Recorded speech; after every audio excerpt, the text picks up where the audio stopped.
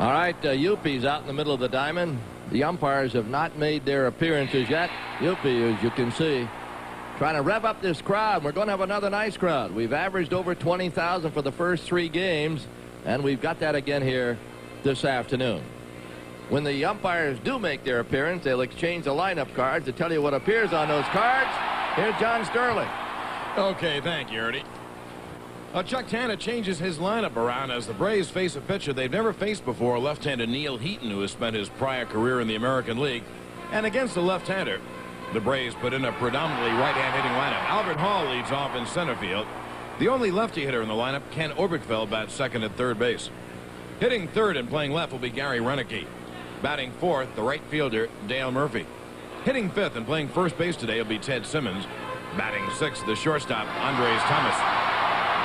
Hitting seventh behind the plate will be Ozzie Virgil. Glenn Hubbard, the second baseman, bats eighth, and pitching and batting ninth will be Rick Mahler. Mahler is 6-9 on the year. His ERA 5.04. He's 0-1 this year, and lifetime he is 6-8 against Montreal. The Braves are 41-49 on the year. They're in fourth place, 7.5 games behind first place Cincinnati in the West. In the National League East, Montreal is 50-39. They're in second place. 7 games behind the Cards have lost 2 out of 3 to San Diego. And the Expos have won 6 of the first 8 games of the season series against the Braves. Well, here's the Montreal lineup. Casey Candel leads off in center field. Mitch Webster returns to the lineup. He plays right field, bats second. The great Tim Raines hits third and left. Tim Wallach, having a career year, bats fourth at third base. Hitting fifth, the shortstop, Ubi Brooks. Batting sixth, the number 3 hitter in the National League now, Andres Galarraga at first base. Batting seventh and playing second base will be Vance Law. Hitting eighth, the catcher, Jeff Reed. And pitching and batting ninth, Neil Heaton. This is the first time the Braves have seen Heaton, except maybe in spring training. He had spent his career in the American League with Cleveland and Minnesota. He's having a great National League first year. His record 10-4, an ERA of 4.59, and he has outstanding control. He features a pretty good fastball, a big curveball, a slider, and a change. Neil Heaton. The umpires today, Frank Pulley will call the balls and strikes. Fred Brocklander at first, Dana DeMuth at second, and the big fella, John McSherry at third. That's the home plate umpire, Frank Pulley.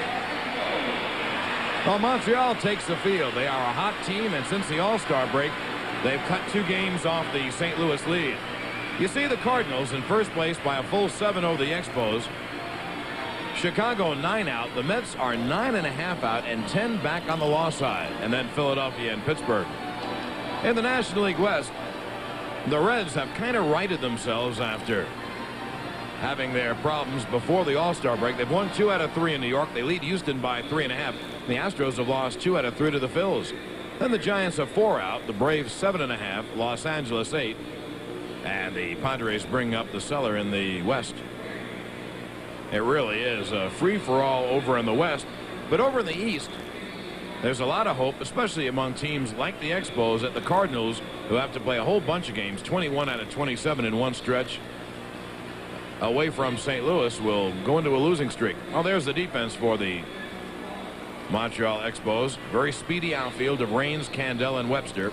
And a sure-handed infield. Not quick, but very sure hands with Wallach at third, Brooks at short, Law at second, and Galarraga at first. Look at some of the stats on Neil Heaton. Innings pitched to hits, very good. Look at his walks. He's given up 20 walks in 118 innings, and that averages to just over 1 walk a ball game. I mean, that is splendid. And a 3-to-1 ratio in strikeouts to walks. He does not have an overpowering fastball. He has a good fastball, and as teams line up their right-hand hitters against the left-hander, when he is right, Heaton's fastball runs in on the right-hand hitters. That's when he's effective. When it doesn't have that little tail to it, when it doesn't have that little cut to it, well, he can be hit. He features a big curveball. He throws a slider, and every now and then he'll throw a change. They'll say that Heaton won't throw maybe 5 changes a ball game. Now, the reason why Heaton has been so effective this year, according to the Montreal people, he has stayed out ahead of the hitters. When you walk 20 men in 118 innings, that's like 13 full starts, and that's just, well, maybe 1.5 walks a game. Chuck Tanner hopes that his team can get some offense. Ironically enough, the Braves are receiving outstanding starting pitching, but the bullpen's been shaky and the Braves haven't been scoring any runs. Albert Hall will lead off for the Braves against Heaton, and leading off the broadcast once again, here's Ernie. Thank you, John. Albert Hall, a switch hitter. Full bat right. 1 for 4 last night with a stolen base. The outfield straightens up on him. The sign by Reed, and we are underway with a foul back on a play.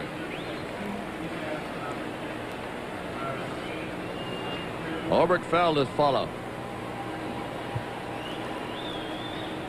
Neil Heaton, I don't believe he's growing a beard. Most ball players, first the pitch. Inside. Most players will never shave before they play. They shave after the game, and then they shave after the next game. So in between, some of them get a pretty good stubble. Here's the 1-1. Inside, 2-1. There's that fastball. Seemed to be riding in. He might cut it a little bit to make it act like a slider. The Expos going for their 7th win in a row. He's high, 3-1. 1 point. Heaton had won 6 in a row, but now he's lost a couple. Then he hasn't pitched since July 9th. They've been working on him. He's run into a little bit of a problem, and the Braves hope to continue that problem this afternoon. Frank Pulley says outside corner with an overhand right. I'm waiting for Frank Pulley to punch a catcher right in the back. So far he's been all right. 3-2. He's close, isn't he? That is line to left, base hit. Albert Hall been stinging the ball. Gets his 2nd hit. He started last night. James started on Thursday and Friday.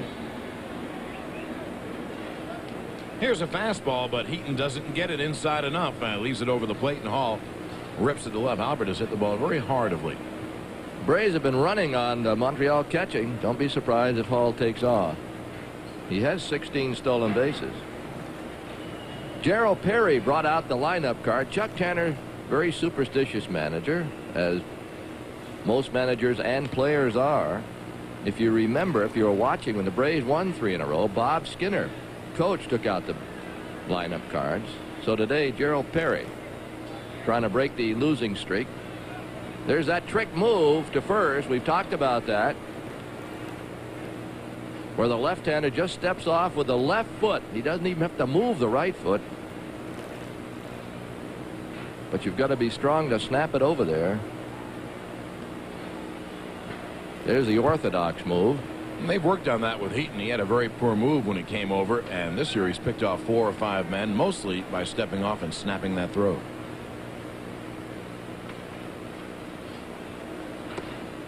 Inside for the Braves, Zane Smith has that move down cold. Speaking of Smith, he's caught the flu bug or the virus that Rick Mailer had. In fact, Rick Mailer was still doubtful this morning.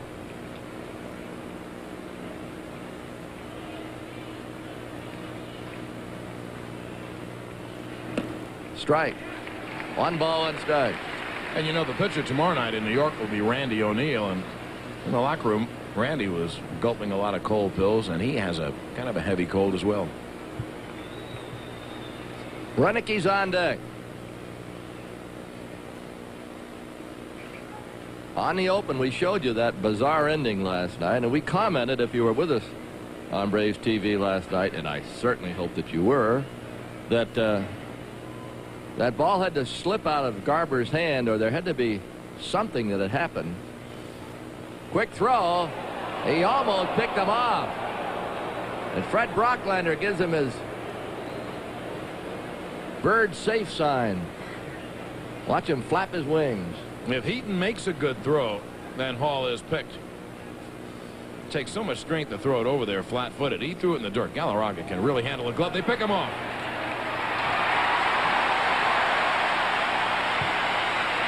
Folks, there's no excuse for it. Caught stealing, 1-3-6. The Braves had done that a couple of times here. Deion James, I believe, did it too. Getting picked off. Spoils a whole inning. James did it on Thursday night in a game that the Braves lost 2-0. Right, Ernie. And last night in the first inning, the Braves ran themselves out of an inning and lost 3-2. Curveball in there.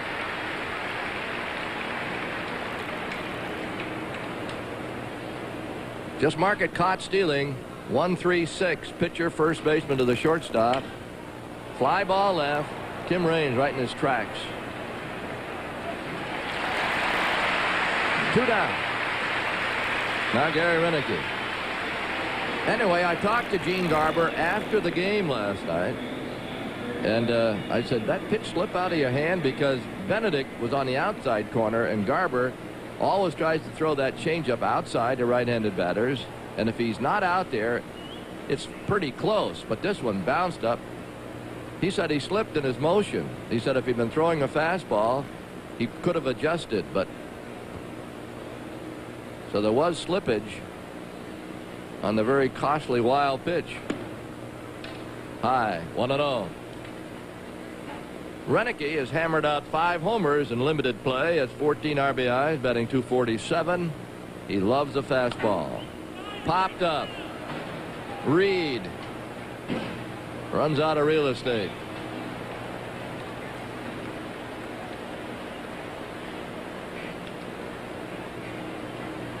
We've averaged almost 23,000 a game here in this series.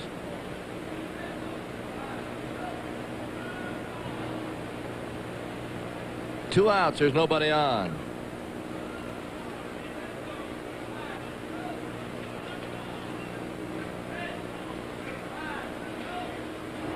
Breaking ball inside. Heaton was an outstanding college player at the University of Miami, where our Braves have played and where the telecasts go and people watch.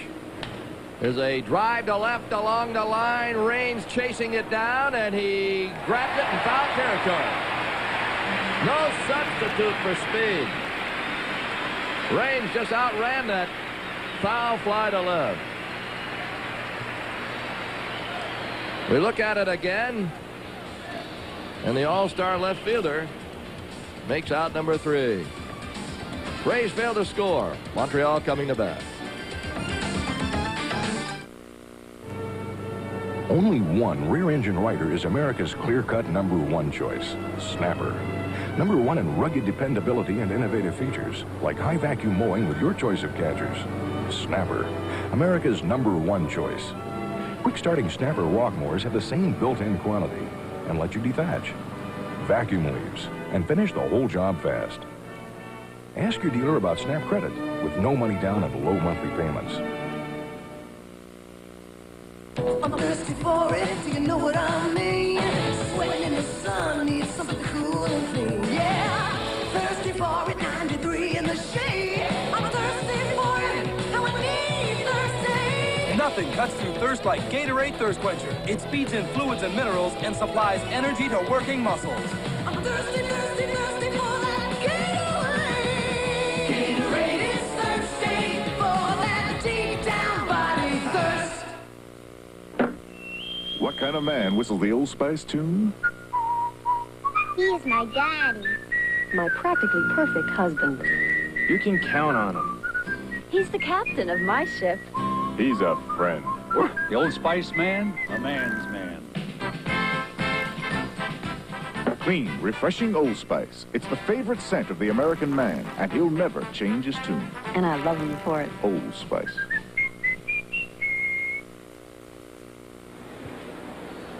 Defensively, you see how the Braves line up behind Rick Mailer, who's 0-1 this year against Montreal. Lifetime, he's 6-8.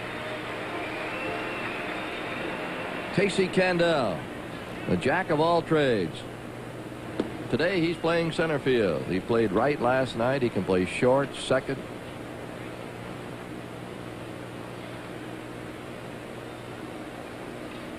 He's at 279. That's a closed stance.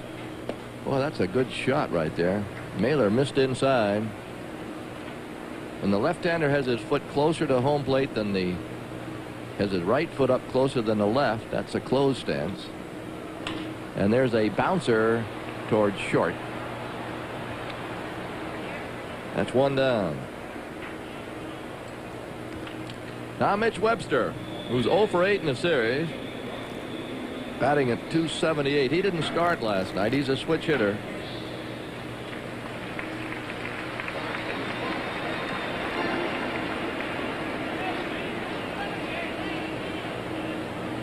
Webster has 17 stolen bases. Outside. Mailer has several pitches. Throws different speeds on his. There's a changeup sign. There's a changeup over. Throws curves and sliders at various speeds. He can even mix in a knuckler if he'd like. The curve, beauty, missed 1 and 2.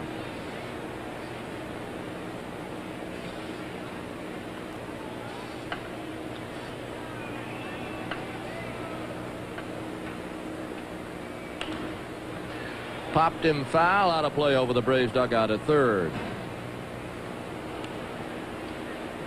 So I mentioned Mailer didn't come to the ballpark on Friday. No, he came on Friday. Didn't come on Thursday. They switched him. He was supposed to pitch yesterday. 2 and 2.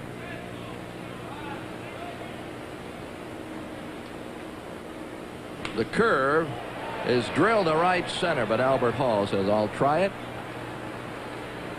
2 down. Now Tim Raines, who always seems to be right in the middle of everything. Last night he scored the winning run. Night before last, an infield hit knocked in the winning run.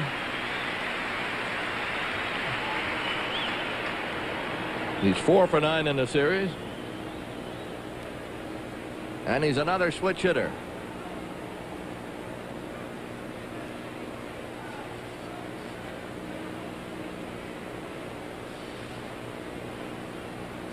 The first pitch to him missed outside.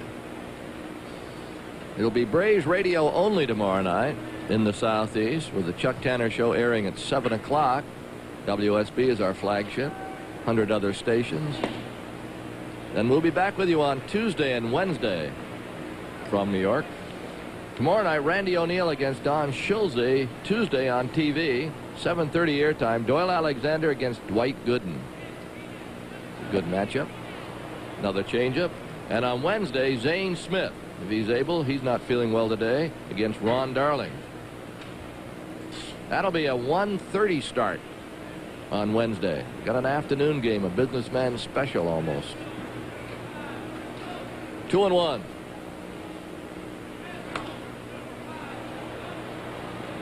Just looked like Raines just tried to spoil that ball.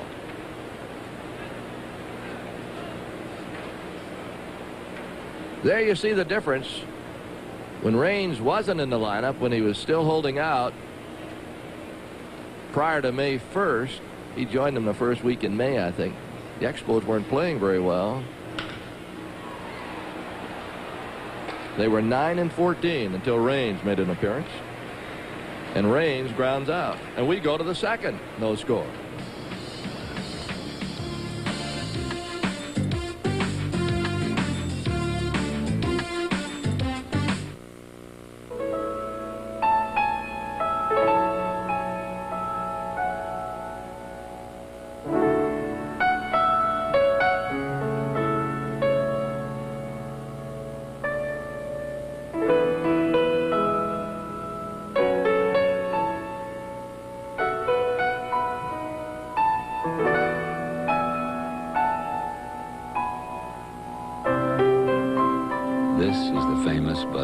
Beer.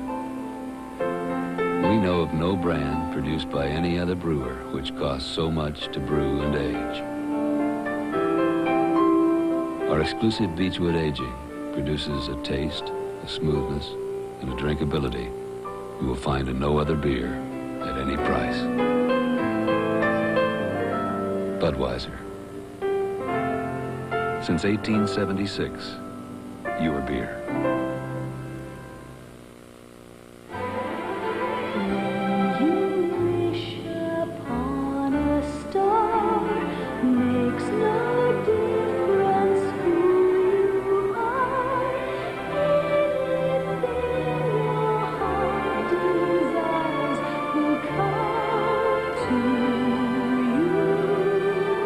Delta Airlines has been chosen the new official airline of Walt Disney World.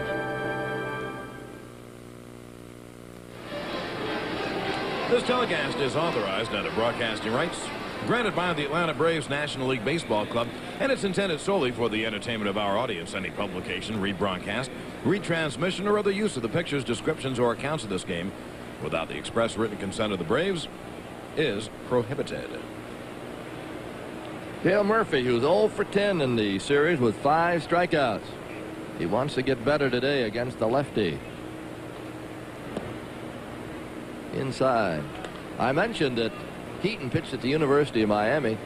He was a #1 pick in the nation by the New York Mets out of high school in '79, and he opted for the University of Miami. There's a bouncer to second, and that's 1 down.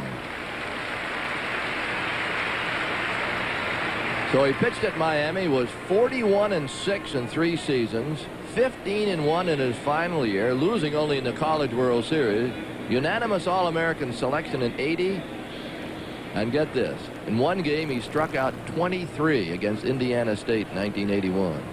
They even retired his number 26 down at the university. That is Neil Heaton. He turned down the Mets, then the Cleveland Indians selected him 2nd round in '81. Pitch gets away. Simmons a batter. That's kind of interesting that he turned down the Mets. I remember the story. I guess they had a problem with bonus because he is a Long Island kid, and he could have played relatively near where he lived. He lives way out in the island. Now the pitch. Outside. But also bears out that it seems like the New York Mets can really scout young pitching. My They goodness. always have. 2 balls, no strikes.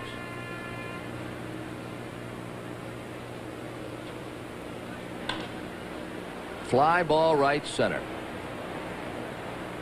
It'll be Webster. 2 down for Andres Thomas.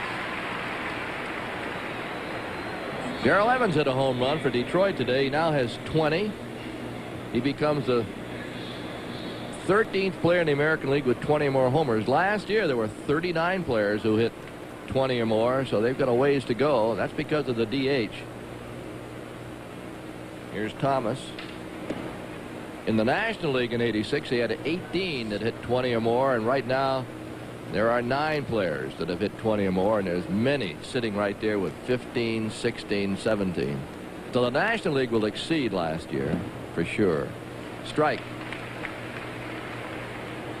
And all eyes will be on Texas tonight. The eyes of Texas. As the Yankees play the Rangers, and Don Mattingly tries to set a new record. He has hit home runs in his last 8 straight games. One more time, and he breaks that record set by Dale Long of the Pirates back in 1956. Missing inside, 2-2. I guess Mattingly's back is okay now. He lost a couple of weeks. Yeah. He had a bad back. They were very worried about it, but rest cured it, and he has been on a tear ever since. Yes. He had 7 RBIs 2-3 days ago with a grand slam. That should be handled by Casey Candell. Thomas flies to center. He's faced the minimum. We go to the bottom of the 2nd.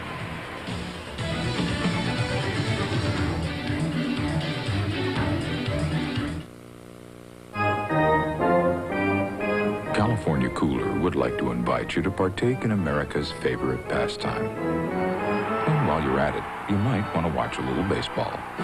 California Cooler, the real stuff. Lisa's the reason we have our own photo lab at Eckerd. When we send film of Lisa to the labs other stores use, they never send her back looking quite like herself. So we developed our own lab. At Eckerd, it's just more important that Lisa look like Lisa. When this much goes into getting a perfect 35mm photo, make sure it gets the individual attention it deserves with Eckerd's UltraLab 35 photo processing. Eckerd, we work as hard as you do to get that perfect photo. We have been fascinated from the beginning. As a machine, the human body remains a supreme invention. To unlock its potential, we offer Soloflex. Simple and efficient, like the body itself. Which may explain why Soloflex looks less like a machine and more like a work of art.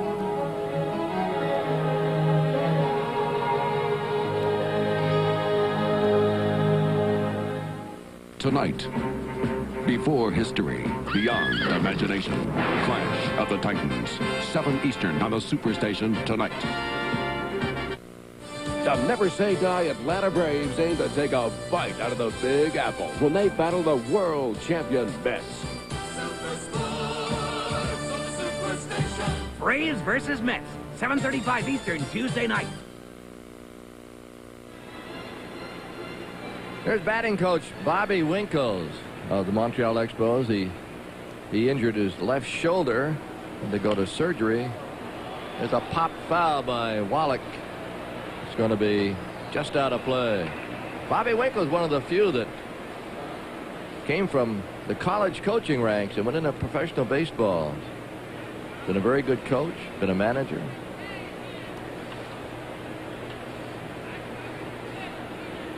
In fact, he was the first to be selected from the collegiate managerial ranks for a big league coaching post. That was back with the Angels in '72.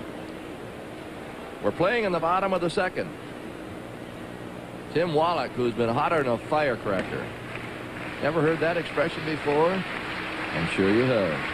He's hit safely in 13 straight. I believe he went on that. He did. Wallach has knocked in 75 runs. It's only July 19th. So he's headed for his best year ever in RBI. Slow curve. Simmons to his pitcher. 1 down.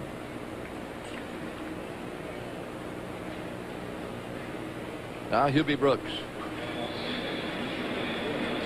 If you'd like a free brochure on the Braves fantasy camp, you can call area code 404-522-1100. That's area code 404-522-1100 for a free brochure. They're going to have a fantasy camp at West Palm Beach, Florida next February, and you might want to be a part of it. Get some instructions from Hank Aaron, Eddie Matthews, Warren Spahn, Lou Burdett, and more of your favorite former Braves. It's a 1-week spring training fantasy camp. They're always a lot of fun. So check this number, area code 404-522-1100 for all information. Hubie Brooks, 3 for 8 in the series with a homer. With this jacked up baseball, and boy, it's really flying this year, there's been 1 home run hit in this series. And there's a guy that hit it. That came on Thursday night. In all fairness to the hitters, there are not a lot of home runs hit here at Olympic Stadium, even though it's only 375 in the alleys.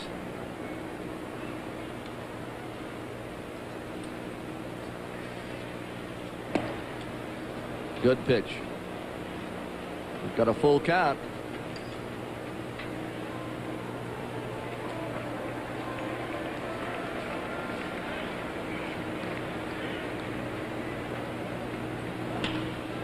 Out toward Hubbard. They had him played perfectly, didn't they?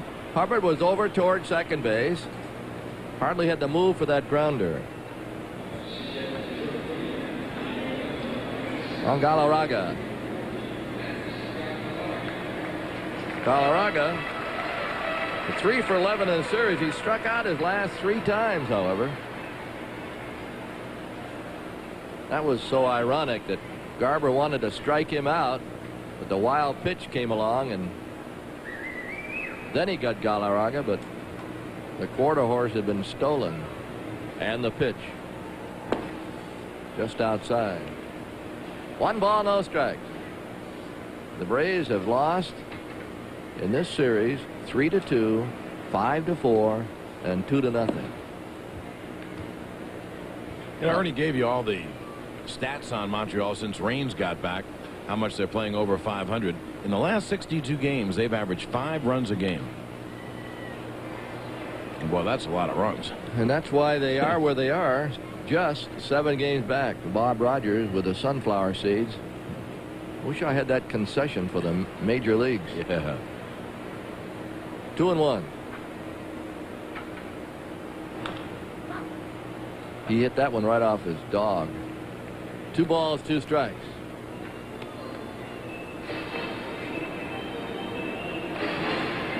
These dugouts are as long as any in the league. Galarraga fouled one off his foot. There you can see. You can warm up in there. You get lost in there. Get away from the manager. There's some days you want to do that. Yeah. Foul away. 2 balls and 2 strikes, 2 outs. John Sterling and Ernie Johnson with you. Final game with the Expos in this series. The Braves are 2-6 against Montreal this year. They have one more visit to Atlanta.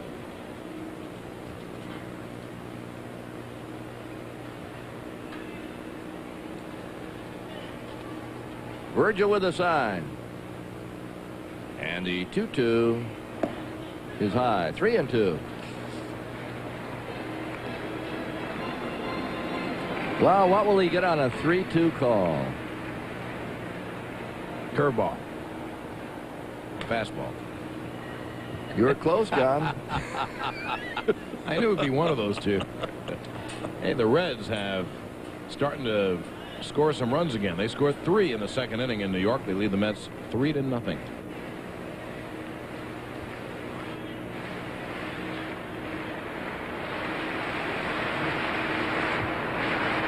Wants another fastball.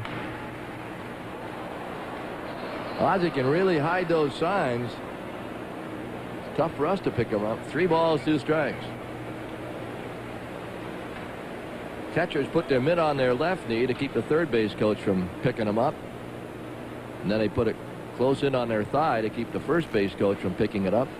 Some catchers can really hide them even from the pitcher. I'll tell you, especially you're playing in the minor leagues where the light's not very good. You used to have to yell at the catcher. Show me those signs once more. 3-2 again. Call strike 3. Outside corner, and Galarraga was walking away, and he knew it. A good pitch by Rick Mailer. Looked like it was right on the outside corner. Let's take a look. Isn't that perfect? You win 30 if you can put one there every time. We go to the 3rd. No score.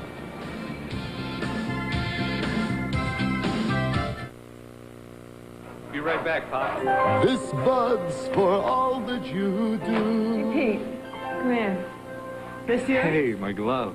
I found out Pop worked overtime to pay for it. He was always knocking himself out to give us something better. Sounds a lot like you. Budweiser, the king of beers, Hey, Pop. salutes everyone who's ever worked for more than just a paycheck. Thanks. I think that's my line. This bud's for you. Hi, I'm Pete Van Wieren. I'd like to tell you about 2 exciting ways to identify with your Atlanta Braves. It's the Braves Clubhouse Collection Catalog and the Braves Clubhouse Store. With the Braves Clubhouse Collection Catalog, you can purchase Braves T-shirts and sport shirts in many different styles. You can order official jerseys, jackets, and caps, as well as replica apparel. We also offer bats, balls, pennants, and a big selection of gift and novelty items. To order your catalog today, send your name, address, and $1 to Braves Catalog, P.O. Box 4006, Atlanta, Georgia 30302. You'll receive a coupon worth $1 toward your first catalog purchase. In Atlanta, you can shop in person at the Braves Clubhouse Store, located at CNN Center. For Braves apparel, novelties, and tickets, for men and women, the youngest fan to the oldest, we have what you want in the Braves Clubhouse collection. And you know it's official because you've purchased directly from your Atlanta Braves. Order your catalog today.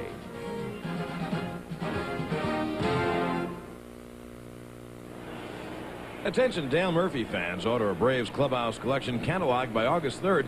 You'll receive an autographed photo of Dale. Just send your name, address, and $1 to Braves Catalog, Post Office Box 4006, Atlanta, Georgia. Ozzie Virgil fouls a pitch away. Speaking of Dale Murphy, Friday, July 31st is Oscar Mayer Dale Murphy poster night. July 31st, Oscar Mayer Dale Murphy poster night. First 25,000 fans with a reserve seat ticket pick up a poster of the big guy. There's a bouncer to short to first. Ozzie Virgil 0 for 9. And he's 1 for his last 29. Virgil, seeing his batting average slide, came in at .225.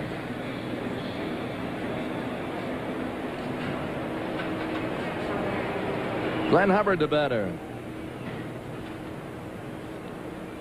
A lot of little tidbits to pass along to you from the exciting Major League report that we do on radio. I mentioned the home runs hit. There's a ball low. Dwayne Murphy's on the disabled list. That's going to hurt the Oakland A's. Torn calf muscle. Oakland trying to win that American League West. There's a bouncer to the mound, off his glove, out to short to first. Too big one. That is a 1-6-3. I believe it hit the pitcher's glove. Boy, Brooks came a long way for that ball. I didn't think he had a chance. Well, when that Gary Carter trade was made, a lot of people said, can Hubie Brooks play short? Well, just look at it. He plays an outstanding short. He's not very fast, but he has very sure hands and a good arm. Knows how to play the hitters. He's a darn good ball player. Hubie Brooks. Mailer with 2 down. Another player on the DL, Julio Franco, the Cleveland Indians. Hyperextended right elbow. Swing and a miss. But in Minnesota today, they're giving Rod Carew a high honor. They're going to retire his uniform number 29. Rod Carew, who played with Minnesota and California, picked up 3,053 hits. As soon as he's eligible, he's going to be in the Hall of Fame. They also retired Harmon Killebrew's number some years back. But in 12 seasons with Minnesota, Carew never batted under 300. Boy, what a hitter. And he'll be honored today at Minnesota. And Mailer swings, misses, and he has faced the minimum because Hall was picked off. Heaton has 9 up, 9 down. We go to the bottom of the 3rd.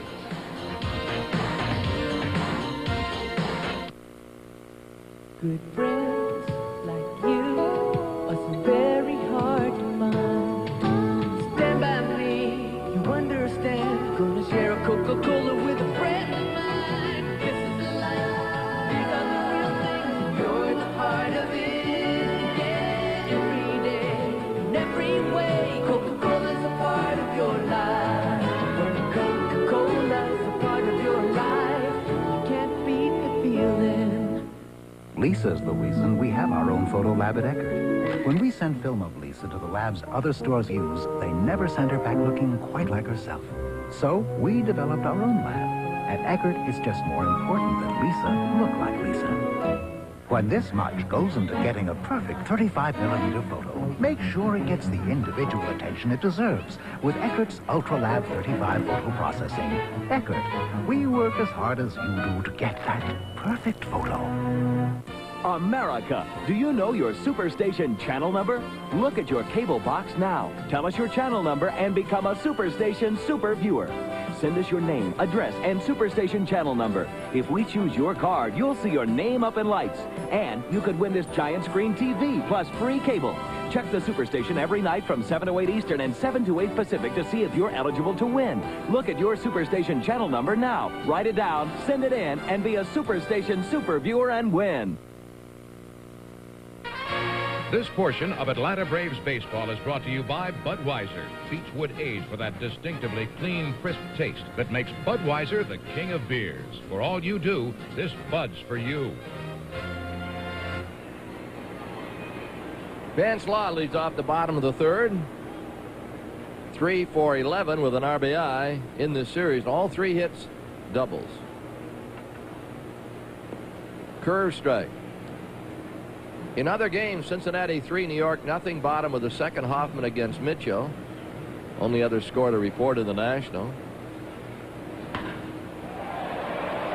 Well hit. Foul.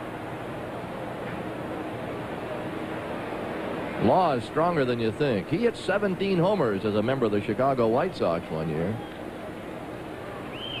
American League, Seattle 2, Detroit 1, bottom of the second. Bankett against Morris. Well hit, but right at Hubbard. 1 down. Mailer's retired 7 in a row. The starting pitching in this series has been all right. I mentioned Evans a home run. It's the 9th time in his great career he's hit at least 20 homers. Moses a home run for Seattle.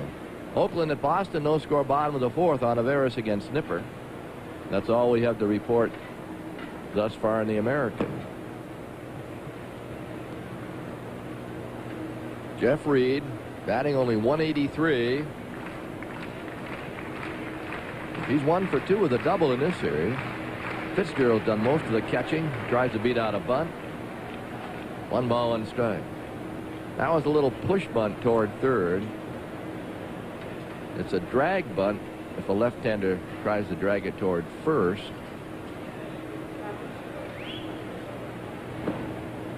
My old friend Jackie Fitzgerald and Andy Nadowich quickly tell me that a right-hander cannot drag a bunt, just a lefty. And that's a base hit to right. Reed with a single to right. That'll bring up the pitcher. Yeah, I guess the only way that a right-hand hitter could drag the bunt is if he ran toward third base. I guess that's why. Here's Eaton. Hey, not too bad a hitter, this kid. 234, no homers, but he has 5 RBIs. And you know what's interesting about that? He never swung the bat in anger in all those years in the American League. They got him picked off. Simmons on a nice scoop. Thomas to Simmons. They're going to run it back. Tire him out a little bit. He's rounding. Now he's going to go to Virgil. Now tire him out. Come on, Oz. To Hubbard. And Hubbard pushes Reed away. And let's see what happens. He was out of the baseline. On his way back to first base, he went. We're going to see this, and you'll see him go out of the baseline, but it's going to take a while. I didn't see any umpire call him out, though. Oh, I did. Yeah. Well, you'll see it soon. There he goes, out of the base pass, and I think he's still in it. There might be right there, out of the baseline. No, here it comes again. See, he's out there. The first base umpire, Fred Brocklander. Well, that's the second time he was over that line. It's an imaginary line between first and second. And hey, by the way, Ernie, what was the scoring on that play? We'll call down to the truck. They'll have it. The truck says, please don't call here. Strike on the outside corner.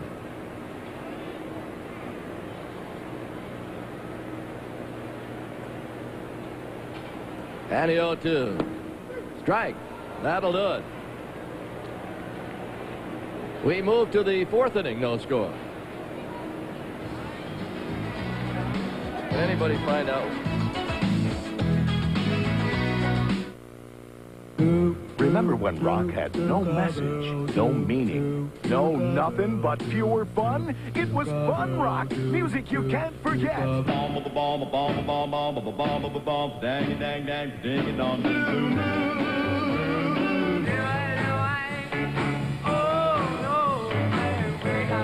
Fun rock, 4 records, 3 giant cassettes, 40 of the all-time biggest original rock hits, guaranteed to bring out the fun in you. Do you love me?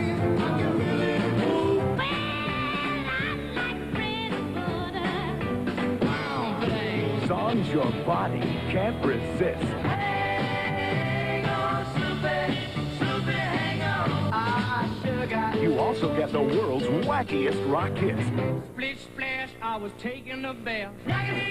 Don't hold back. It's now the mash. Fun rock. Now the Monster Mash. The incredible 4-record collection that you can't buy in any store. Stay tuned to order yours now. To order, call toll-free 1-800-257-1234. That's 1-800-257-1234. To save all COD charges and pay only $19.95 plus $3 shipping and handling for 4 records or 3 long-playing cassettes. Use your credit card or send check or money order to Fun Rock, P.O. Box 7500, Atlanta, Georgia. Let's look at this again. He's picked off. The catcher to Simmons on a nice scoop by Simmons right there. Now, I'll tell you where I think he was out of the baseline. Thomas back to Simmons. I think he's still all right. Simmons trying to get around him. Right there, he should have been called out for out of the baseline because he was over that line before. Now they call him out, but that's the second time over the line. And Hubbard gives him a pretty good push, saying, get out of here. We're tired chasing you. Let's go to the 4th inning. John? By the way, it's 236-324, I believe. I think that's a good phone number, too. You know, that wasn't exactly Maury Wills. That was Jeff Reed, the catcher they had in the base paths, and had to throw a ball around 5 times, which is a no-no. 1-1 on Albert Hall. Albert had a base hit to left, the only Braves base runner thus far, but he was picked off. The Braves have run the bases very poorly here in Montreal and have not hit a lick. And the odd thing is, all season long you've been hearing this dirge about starting pitching on the Braves. And the starting pitching has been excellent here in Montreal. Alexander lost 2-0 on Thursday. Zane Smith left the ball game, tied at 2 on Friday. The 1-2. Did he hold up? Yes, 2-2. Then last night the Braves wound up losing the ball game 3-2. But the starting pitching has been as good as you'd want it. You can't hope to. As Charlie Palaio pitched last night, starting pitcher gives up 2 runs in 7 or 8 innings. That's pretty good. In this day and age, it's more than pretty good.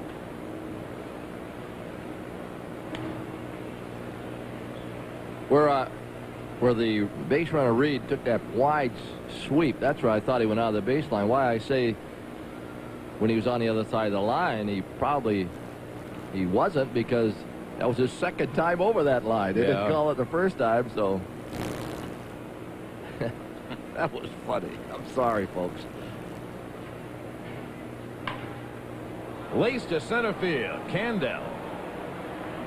And about 5 feet shy of the track, Casey makes the catch, 1 away.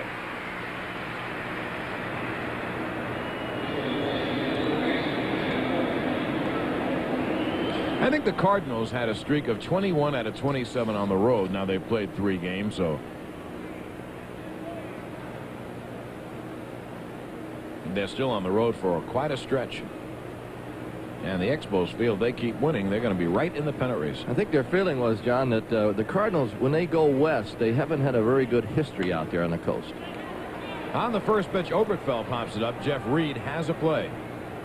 And the catcher makes the catch, 2 away. And it's the old law of averages catching up with the Cards. They won so many 1-run games in extra innings. And now in the first 3 games out on the West Coast trip, they've lost 2 out of 3 in extra innings. Well, they're hurting a little bit, too, in the pitching today. They're starting Ricky Horton. He's a relief pitcher. That's right, because Danny Cox is out for a while. John Tudor hasn't returned. Hey, listen, I'd much rather be the Cardinals and have a 7-game lead, but Montreal, you can't help them for feeling optimistic. They have a good ball club. They surprised everyone. There's a strike on the outside corner to Renicky. You have to swing against Heaton. Remember, we told you he's given up 20 walks now in 120 innings. Well, the Braves are going down 1-2-3, 1-2-3. Lawrence Welk baseball, a 1, a 2, a 3. We go to the bottom of the 4th. The game is scoreless.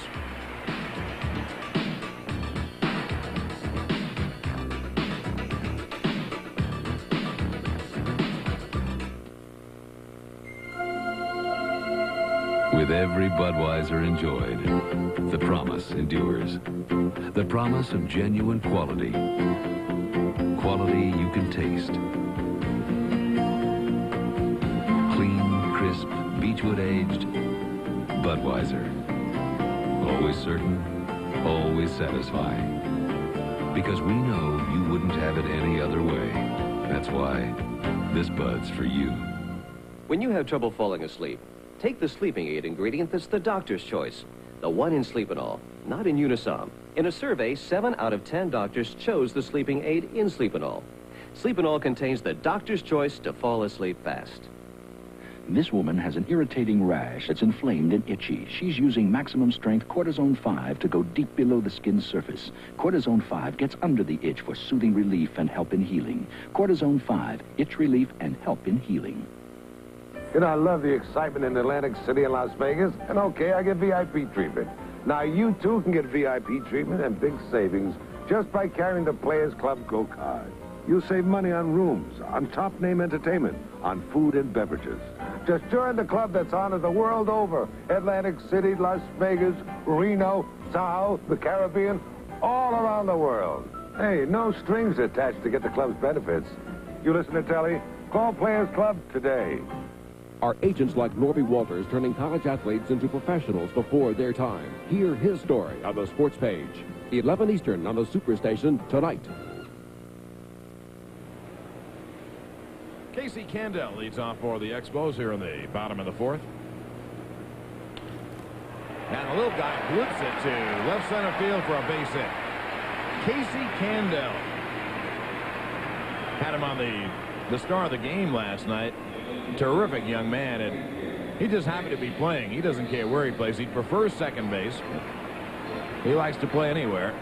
And he's very speedy. He's on base. And here's another speedy ball player coming up, Mitch Webster. Montreal's the kind of team that builds runs. They don't knock the ball over the fence too often. But they have a whole bunch of contact hitters. And as we mentioned, their last 62 games, they're averaging 5 runs a game.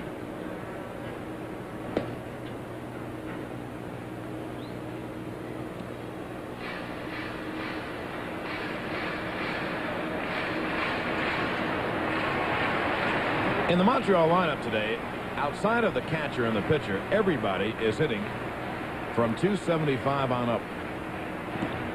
There is a strike, the fastball on the outside. Mailer really hitting the spots today. You can see his pitches, whether it's the curve or the fastball. And he's hitting outside corner and inside corner. And thus far, he really has it going. Good location on his pitches.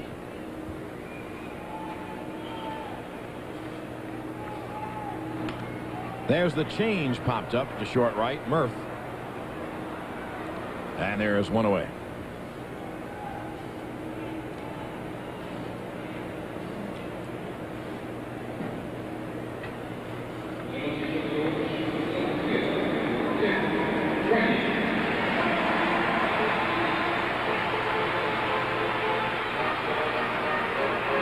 Now the Rock, Tim Raines,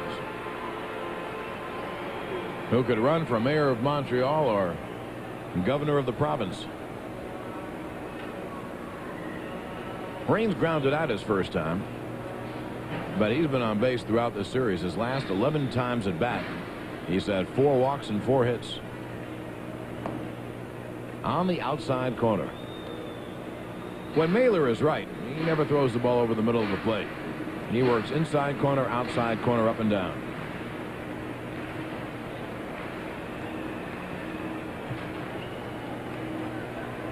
The leading hitter in the National League, of course, is Tony Gwynn, and he's up in the low 370s. I think 372 coming into today. But Raines, the number 2 hitter, and Galarraga, the number 3 hitter.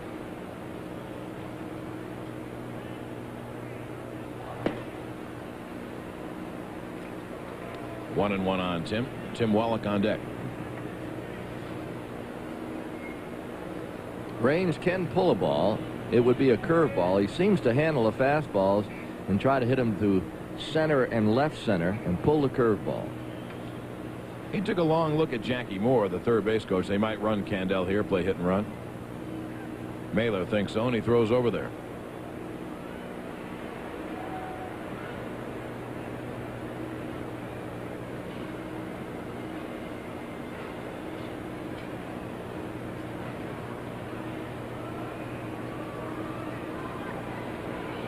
One more time, but Candell gets back.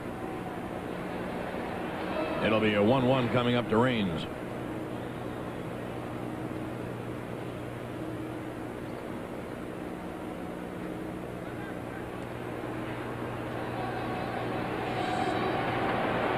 Candell had 6 stolen bases, been caught 5 times.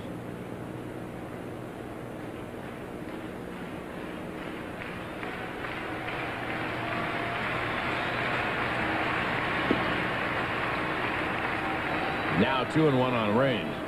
Well, a guy like Candell, and certainly Webster and Winningham and Raines on this ball club, they just draw the pitcher's attention away from the hitter, and that's half the battle.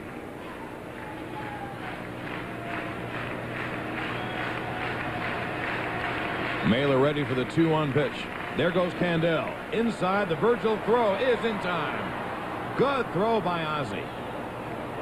And the pitch was up. It gave Virgil a chance to come right out of the chute, and he fired a strike down to second base. Fine throw by Virgil. Wasn't even close.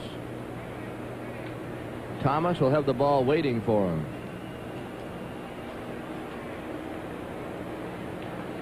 Nice throw. Big out. The pitch was up, so it's 3-1 on Raines, but now 2 outs and the base is empty. Raines takes ball 4. Now you have another threat at first. A much bigger threat.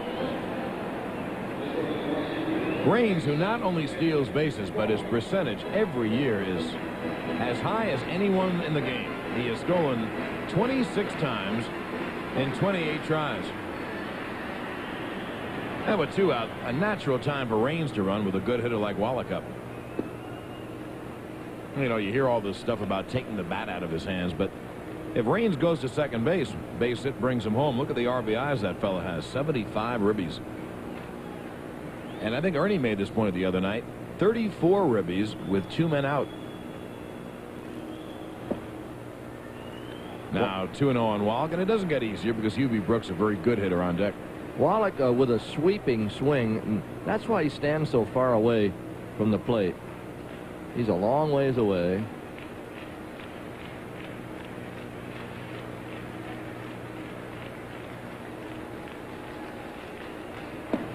Raines fakes and the fastball right on the outside corner. 2-1. A young pitcher should always remember that if a batter stands a long ways away from the plate, what he's really telling you is that he doesn't like an inside pitch, and he can handle the outside pitch. Inside line over third. He made a mistake and paid for it. Raines around second to third as the Braves bring the ball in. Gary Renicky bobbled it for just a moment, but then recovered right away. It's a double, and it should be scored a double all the way for Wallach, who now has hit in 14 straight games. You know, Ernie, you've said it so many times. When you make a mistake to really good major league hitters, you're going to pay for it. Mailer didn't want the fastball there, and once Wallach saw it, his eyes grew big and he ripped it. In fact, it might have been a curveball up. It looked like a curve that was high, not where he wanted it, and he hit it in the left center, or left field rather, and they've got runners at second and third. I mentioned they're going to walk as they walk Hubie Brooks to load the bases, 2 outs. If the batter stands a long ways away from the plate, Tanner is jogging out. He's not going to make any changes. He wants to talk with Mailer. If the batter stands a long ways away from the plate, what he's telling you, I can still hit the outside pitch, but I hate pitches that are tight on my hands, and he tried to take those for balls. If the batter stands up on the plate, he's more or less telling you, go ahead and try to throw it by me inside. I can handle that pitch inside, but the pitch that worries me is an outside pitch. So you pitch accordingly. That didn't take long. Tanner just talking to Mailer about Brooks and possibly about Galarraga, who will be up next. Well, the Braves made the decision from the bench. The decision to walk Hubie Brooks. And so Chuck Tanner went out there probably just to reiterate how they want Galarraga pitched. Because it wasn't one of those questions. There's Chuck Tanner's book that he keeps on every hitter, on every team in baseball. He has different books, obviously, for every team. Now, they didn't ask Mailer, who do you want to pitch to? They wanted Brooks walk. Now here is Galarraga. That book that Tanner has is almost a franchise to him. Not only information on hitters, but if he thinks he's picked up somebody's sign, if he can steal a sign, he kind of jots down all his information in this book, and he's very good at stealing signs. Now Galarraga. who has 62 RBIs on the year. Bases loaded, 2 out, bottom of the 4th. Scoreless game. Fastball inside, ball 1. Raines at 3rd. Wallach at 2nd. And Brooks at 1st. Galarraga in his 2nd year has become a star. Line drive hitter with RBIs. That's fouled off.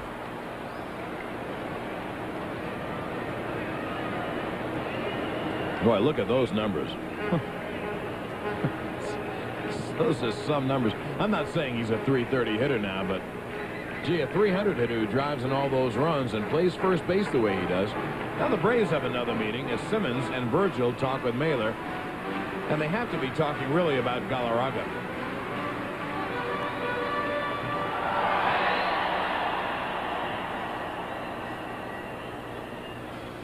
It's a big moment in the game, but it's an especially big moment because the Braves haven't been scoring any runs.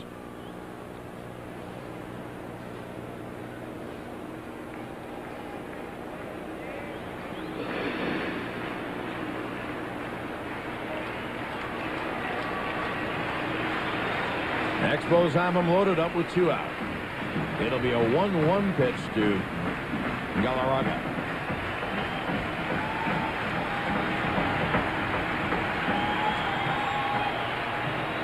And the Cat, tired of waiting, backs out. There's Tim Raines at 3rd. He's in the middle of every Expo rally. Tim Wallach at 2nd, and U.B. Brooks over at first base. Now the 1-1. Fastball. Hubbard will make the play. And the Braves get out of the inning. No runs on 2 hits. Also 2 walks in there. The Expos strand 3. At the end of 4, we're still scoreless.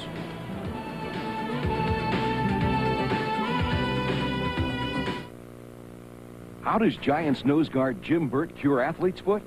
Ask Mrs. Burt.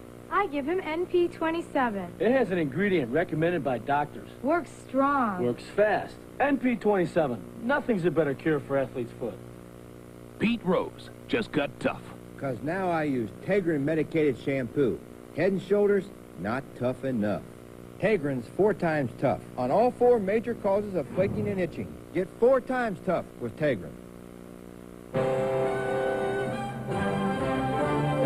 Did you know? Brought to you by Sure Antiperspirant. Now Sure is available in a new Desert Spice scent.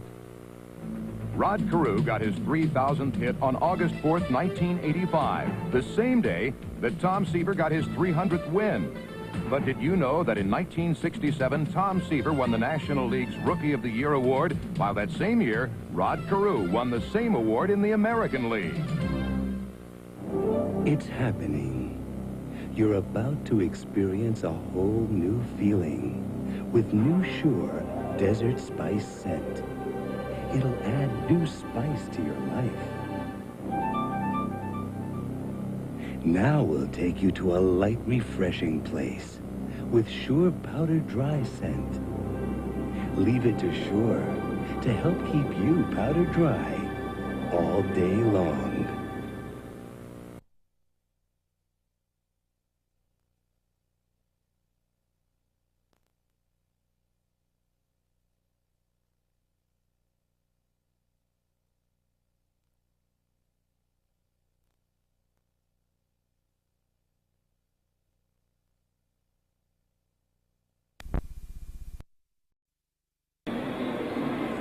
The Sports Page.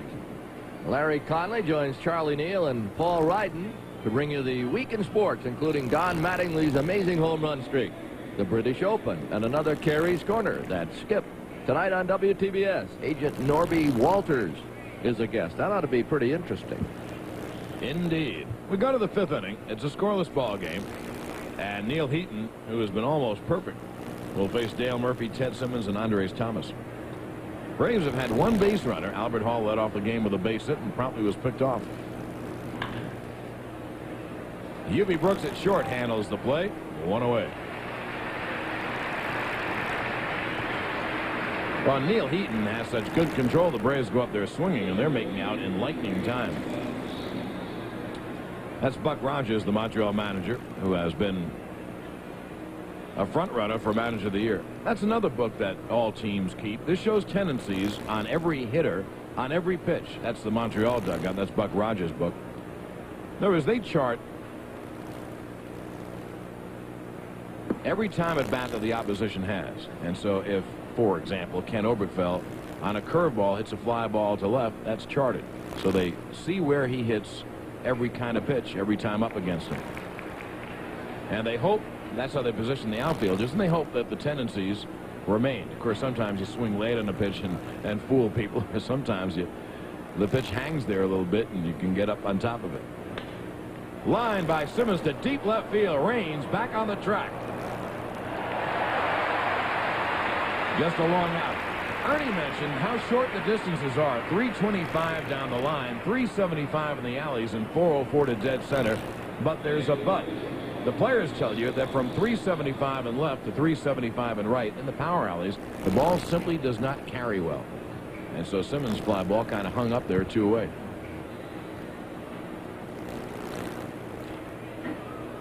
Now Andres Thomas.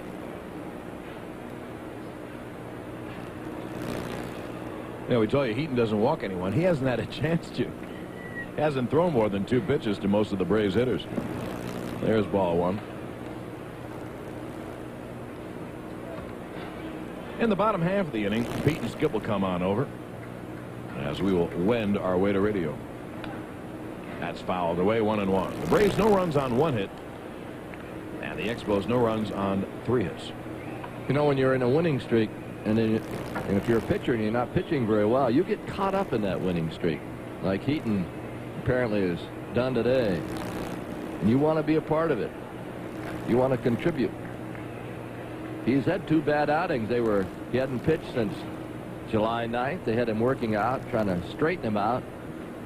And it looks like that workout paid off.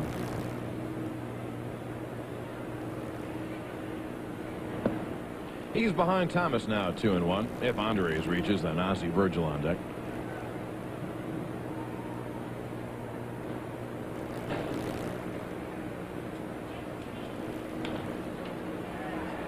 But Andres will not reach.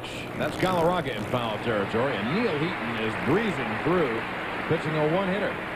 Oh, he played half the ball game, and the Expos and the Braves are scoreless.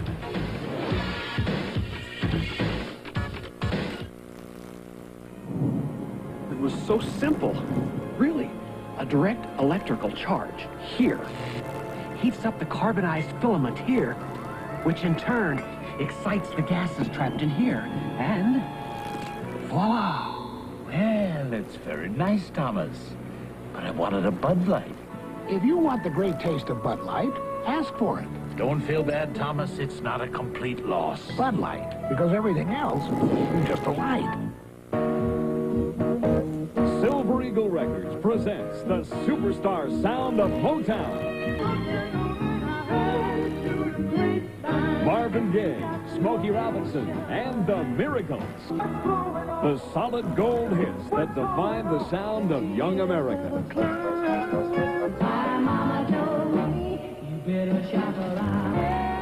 To order, call the number on your screen.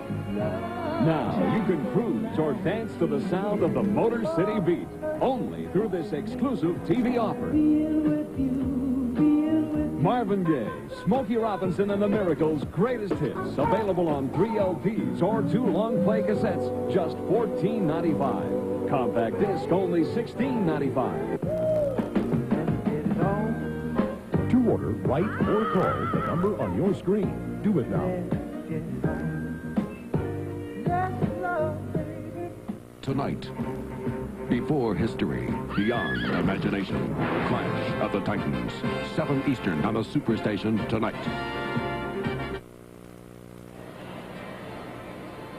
Pete Van Weer and Skip Carey with you now. We go to the bottom of the 5th, and Vance Law will lead it off. Law bounced to Hubbard his first time. No score in the ball game. Good pitching battle to this point.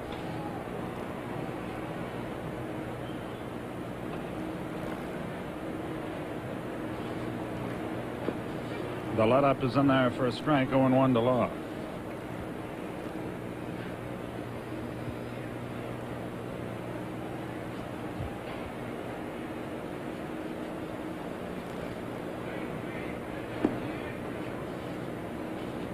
Braves fan Bill Magruder from Canton, Georgia, here at the ballpark.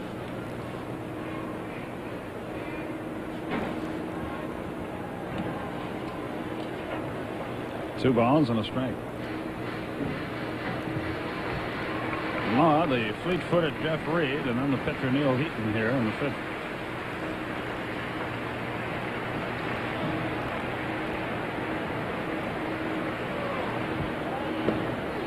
Right in there. 2 balls, 2 strikes. Mailer sharp as a tack.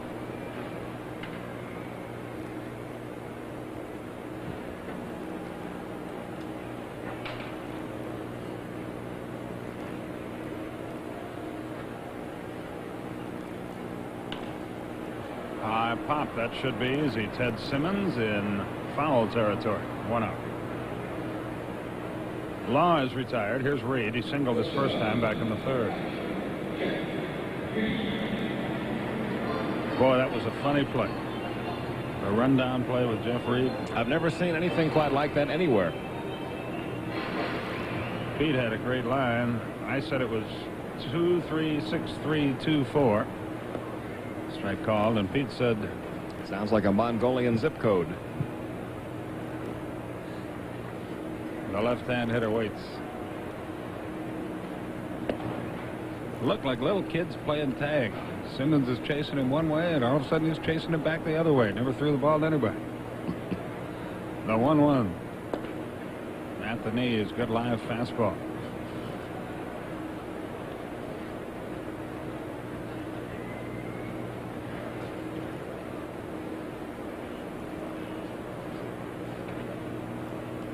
The let-up bounces away, 2-2.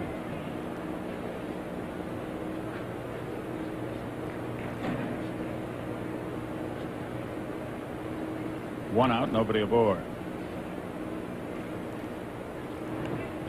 He just did stay alive there. He was off stride, but he got the bat out there. Still 2-2.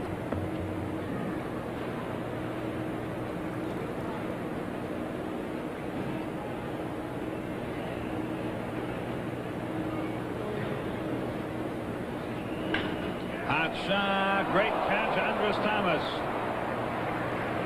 Highway robbery there. That was headed for center field, but Thomas took a base hit away. Andres has really had a good series defensively. He's made some nice plays going in either direction. This time heading toward the bag at second. Thomas leaving his feet and just being able to come up with that sharp liner off the bat of Reed. And right at the end of that replay, you could see him get his bare hand over to try to hold the ball in the glove. He had gotten it just in the webbing. Heaton pops one out of play to the left. It's 0-1.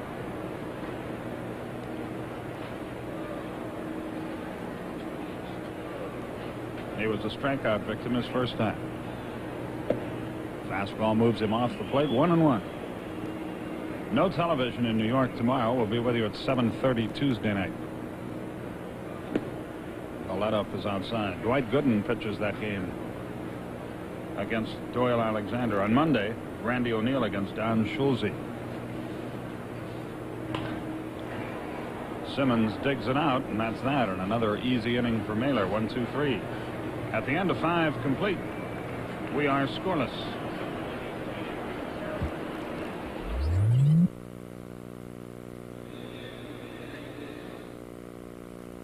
Mama, don't let your babies grow up to be cowboys. No singer today is more loved than Willie Nelson. Don't let them pick guitars and drive them old trucks. His voice touches your heart and soul with so much honesty. It's made him a living legend. My heroes have always been cowboys. Now, every one of Willie's #1 hits are together for the very first time in this complete 2-record collection, The Best of Willie Nelson. On the road again. Just can't wait to get on the road again. But you were always on my mind. Good morning, America, how are you? All Willie's #1 hits. To all the girls I've loved before. 2 complete albums. Blue eyes cry and rain. Remember, it's not sold in stores. Georgia. Stay tuned to order now. To order, call toll-free 1-800-257-1234. To save all COD and handling charges and pay only $12.98 for 2 albums, 2 cassettes, or 2 8-tracks, send check or money order to Willie Nelson, P.O. Box 7500, Atlanta, Georgia. Remember, to save all additional charges, send only $12.98 to Willie Nelson, P.O. Box 7500, Atlanta, Georgia. Tonight at 7 o'clock Eastern Time, Clash of the Titans, a 1981 picture, The Battle of Perseus, starring Harry Hamlin, Ursula Andress, Burgess Meredith, and Sir Laurence Olivier. That's tonight at 7 Eastern, right here on the Superstation. And that little fella may be, for all I know, that's Perseus. Who was Perseus? Was that a person?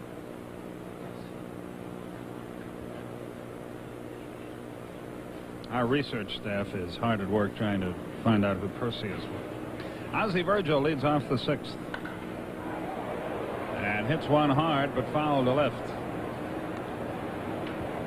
We apologize. We hesitate sometimes after the ball's hit. That's because we can't see it. And that's after a good night's sleep, so it must be the conditions here. A ball and a strike to count. Virgil, Hubbard, and Mailer, the first 3.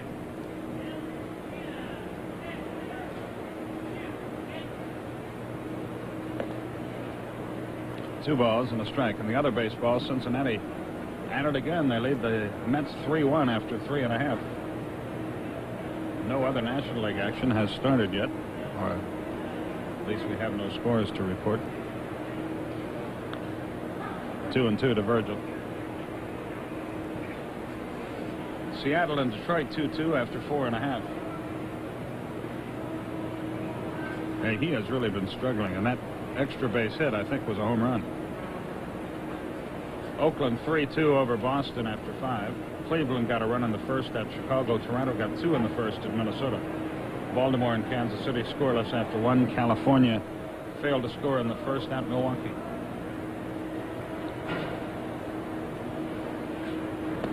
He's out of there. Half swing strikeout for Virgil. Second strikeout for Neil Heaton, and Ozzie Virgil's slump really a deep one now. He has 1 for his last 30. Boy, he was nowhere near that ball. His head had come up.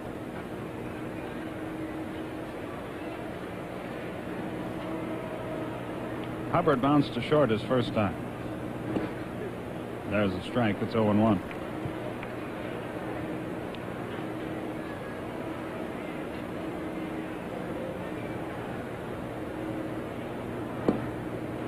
And 2.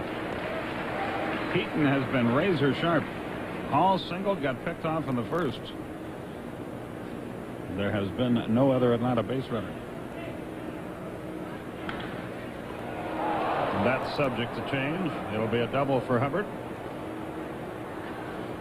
His 22nd of the year, so he's in scoring position with 1 out. And Rick Mailer in a spot to help himself.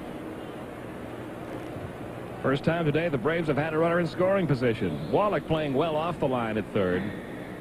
Later in the ball game, with Wallach guarding the line in a tight ball game, he would have been able to catch that ball, but not in this spot. Mailer, a strikeout victim, his first time.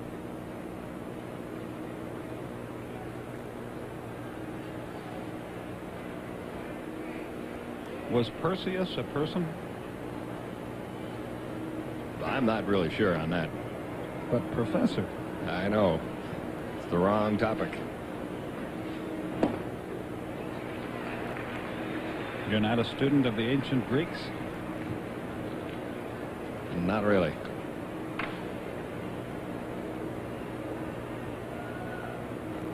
Aha, we have further information. The 0-1 pitch. A ball and a strike. Perseus battles a monstrous menagerie for the love of the beautiful Andromeda. That must be Ursula Andress. That doesn't tell us much more except Perseus. Andromeda is Andromeda? Oh. Not where I'm from.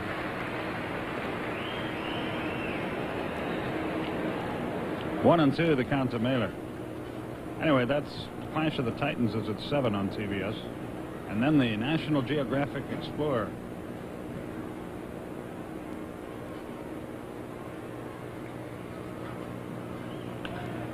Into right field. Webster is going to get there. Hubbard tags, but stays where he is. An inaccurate but strong throw by Mitch Webster. 2 out. It's all up to Albert Hall. The National Geographic program at 9. A TV magazine combining adventure, natural history, science, and travel films. Topics include humpback whales,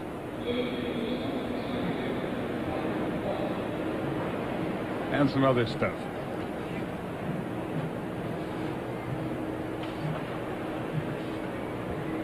Who writes this? It's just awful. And that'll lead you right into the sports page at 11 o'clock.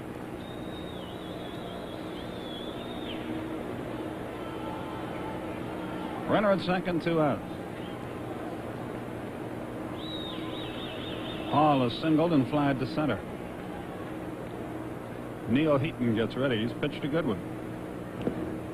Good breaking ball, fouled off, 0-1. He's very aggressive out there. He's not taking any time at all between pitches. He gets that ball back and he turns right around, looks in for his next sign. I'm sure John and Ernie told you he's out of the University of Miami. They retired his number down there. It was 41-6 in college.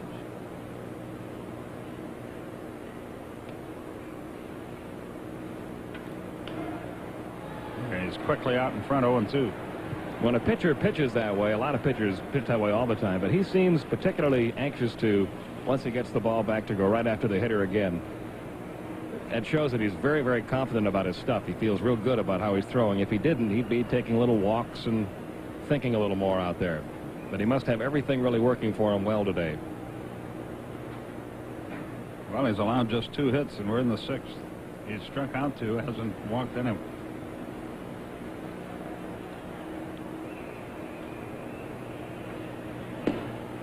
A ball and 2 strikes.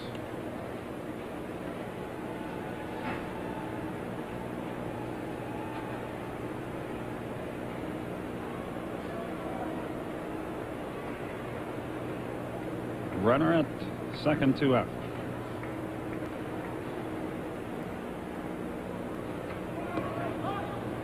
Just missed. 2-2 now.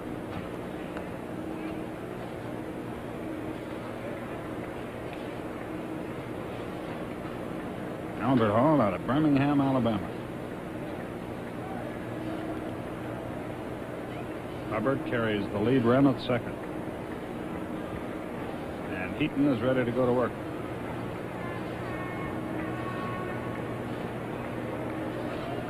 He chased a terrible pitch, and the inning is over.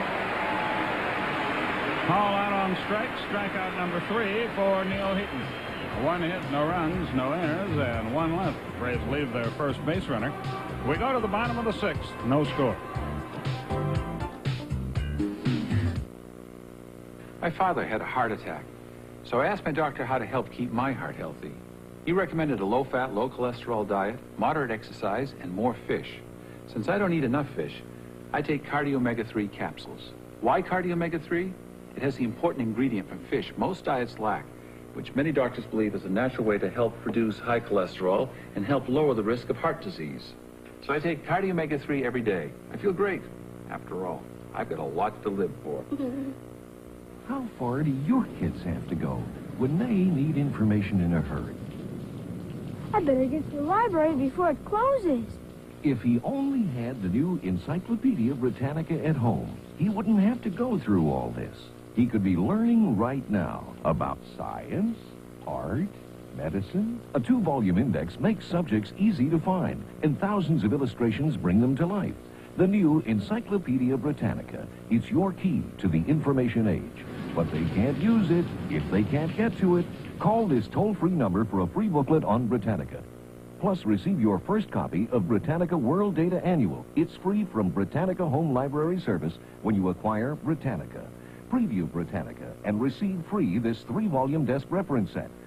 Call 1-800-257-1234 for your free booklet and details on how you can receive your desk reference set. Encyclopedia Britannica, the library that never closes. To be a well-informed Braves fan, read Super Sports News. Each issue is filled with inside facts about the team, player features, photos, and minor league information. Send $11.95 for the next 12 issues to Super Sports News, P.O. Box 89162, Atlanta, Georgia 30312.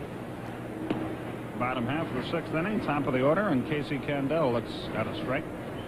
He's 1 out of 2. A little bit low, 1-1. Mailer has been in complete command today, but unfortunately so has Neil Heaton.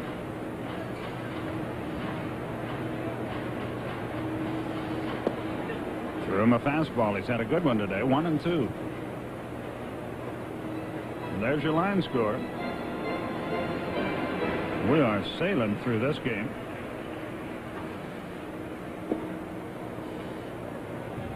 Two and two. Candell, Webster, and Raines here in the sixth.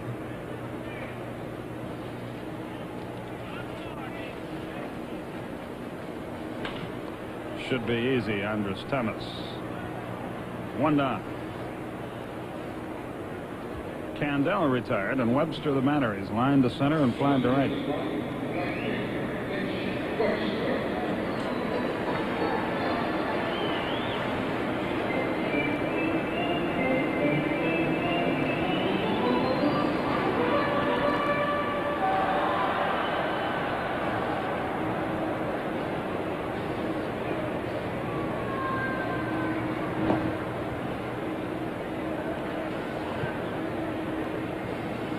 A lot of home runs in the American League again today.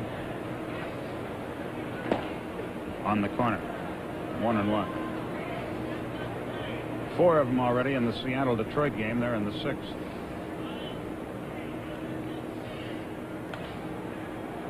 Hit out of play to the left.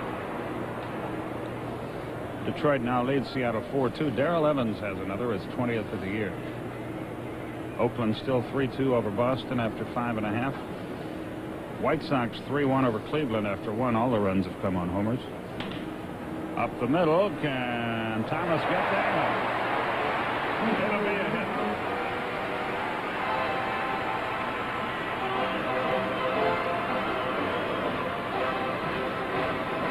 That'll be a base hit for Mitch Webster. Andres Thomas got a glove on the ball, had a long way to go for it, and it just kicked right off the thumb portion of the glove into shallow center field.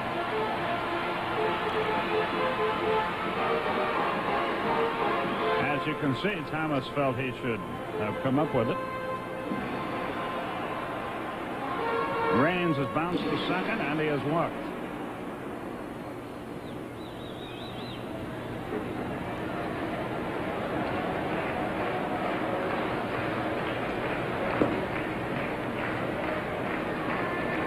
This is sort of like playing baseball in one of those places where women store their mink coats.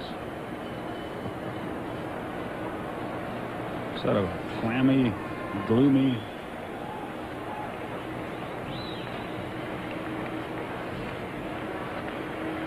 The 1-0 pitch outside, 2-0.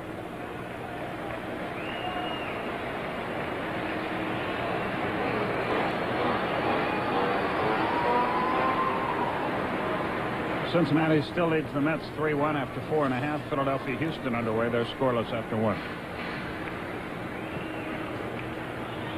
Runner goes. There's the throw. It is terrible, and he's hit.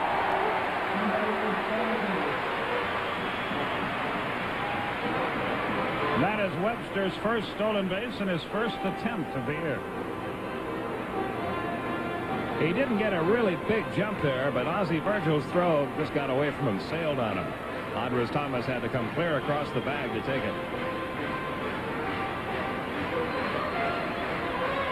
Yeah, I gave you some bad information. He's 18 out of 24 in stolen base.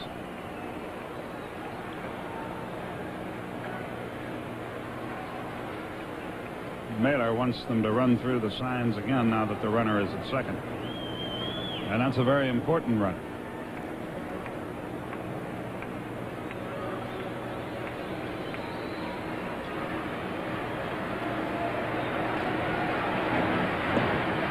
Boy, he got away with a pitch there. Curveball up. It's 3-1. He's got a right-hand hitter next, but one of the league leaders in RBIs, so let's see how he chooses to play it.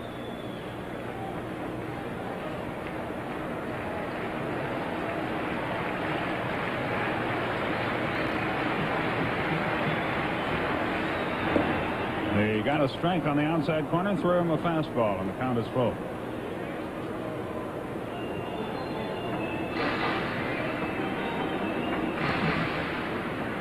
So a payoff pitch is due Tim Raines. There's one out in the inning.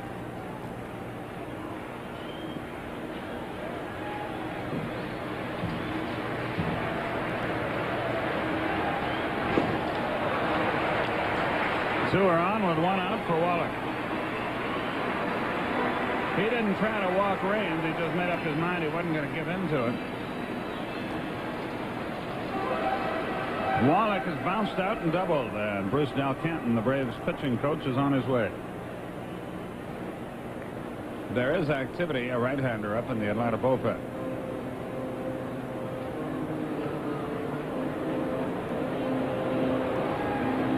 Jeff Dedman.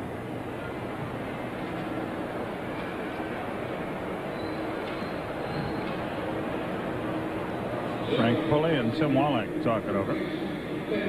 Mailer and Wallach are very good friends. They're former Winter Lake teammates.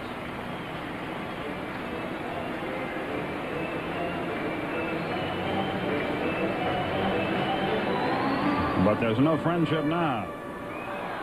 The game might be on the line. There's no score. We're in the sixth. First and second, one out. The outfield plays him straight away. Pickoff play at second. Got it. What a rock by Webster, carrying the go-ahead run. And a perfect throw by Mailer. And a great play by Glenn Hubbard here. Hubbard had to come right across the runner, make the throw and the tag, and then tumble over the runner and hold on to the ball. He could very easily have had the ball jarred loose there, but he hung on to it. Boy, that changes the inning around, doesn't it? Wallach had a big cut, but he fouls it back. I have never seen a game with so many base runners who stay out there for such a little time. Guys getting picked off and caught in rundowns everywhere.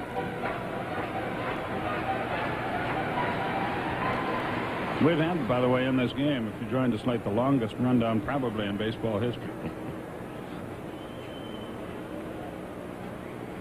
The 0-1 to Wallach. Fastball, strike two. He is using his fastball more in this game than I've seen him in years. I think that's what Bruce Dalcanton just came out to tell him. He looked like he was getting away from that when he was pitching to Tim Raines.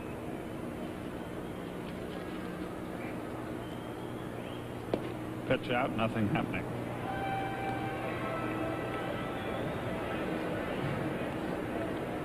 Mailer has had good control again, even with a count 1-2. You wouldn't mind seeing him pitch out again here with that guy at first.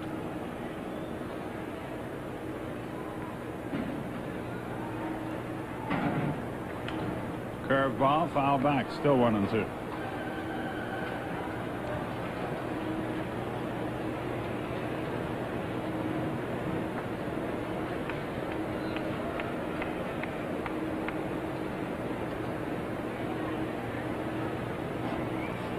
Mailer, a picture of concentration.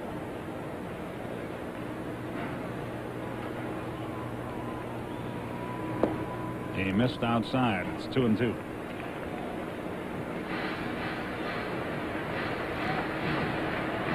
Surprising that Raines hasn't taken off here, as good a base runner as he is, to get into scoring position. Threw the bat and struck out. The inning is over. The change of pace befuddled Wallach, and Mailer got out of a major trouble spot there as he records his third strikeout. One hit, no runs, no errors, one left. We've played six, and we are scoreless. Be right back, Pop. This Bud's for all that you do. Hey, Pete, come here. This here? Hey, my glove. I found out Pop worked overtime to pay for it. He was always knocking himself out to give us something better. a lot like you. Budweiser, the king of beers, salutes everyone who's ever worked for more than just a paycheck. Thanks. I think that's my line. This Bud's for you. Daddy, the dishes. Okay, Mom. Now, or unglue them later. Okay, Mom. Theodore, in this lifetime. And get them so clean they shine. Shine? With this gunk? Joy's the name, and shine's the game. Ready, Teddy? But this is dried egg. Teddy, Joy attacks even dried on egg and cleans all the way to the shine. The gunk's gone, and catch that shine. Would a lemon lie? Lemon Fresh Joy gets dishes so clean they shine.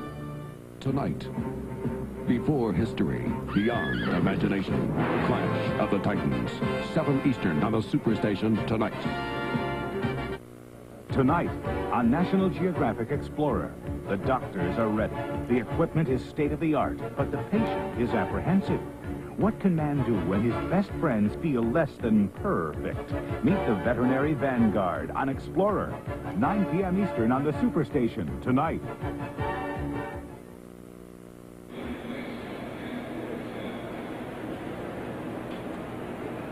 We go to the 7th inning. Those were sunflower seed casings that you see on the floor of the dugout. And Ken Oberkfell will lead it off against Neil Heaton.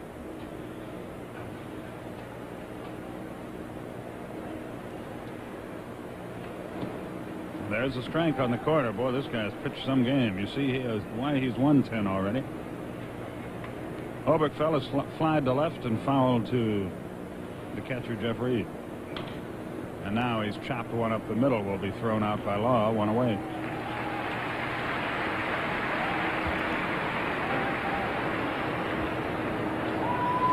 Gary Renicky has flied to deep left, and he's popped up.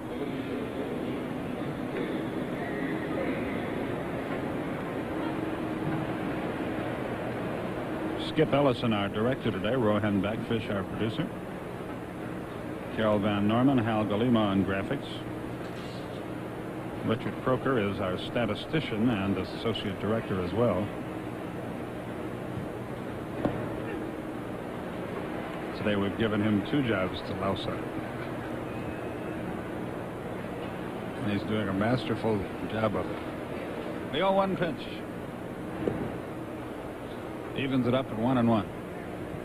Expos have 4 hits, Braves have 2.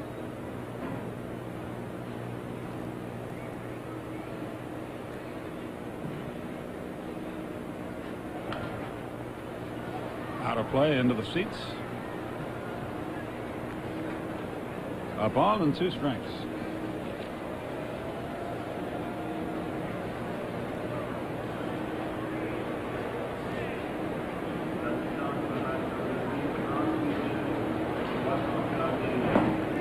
Just missed inside, 2-2.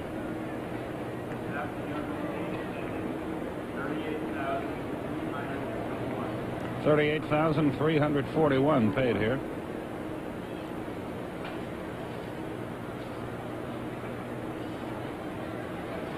Heaton gets the sign from Jeff Reed.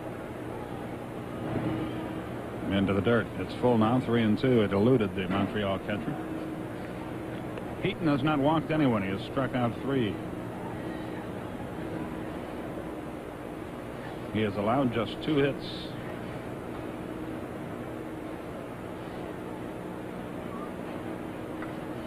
And the payoff. High and away. Walked him. Maybe that'll be the start of something. Well, a fellow who's overdue is the matter. Dale Murphy has not had a hit in this series.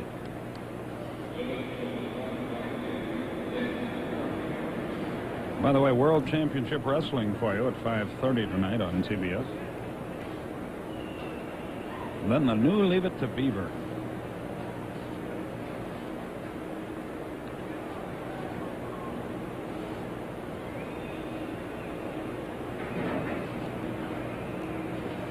Runner at first, 1 out. Heaton to the plate. Murphy didn't get it. 0-1.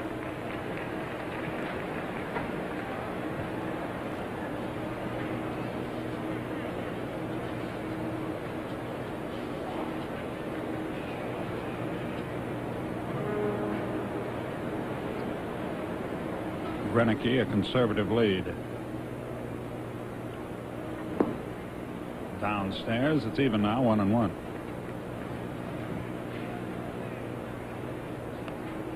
Murphy and Simmons, the next two.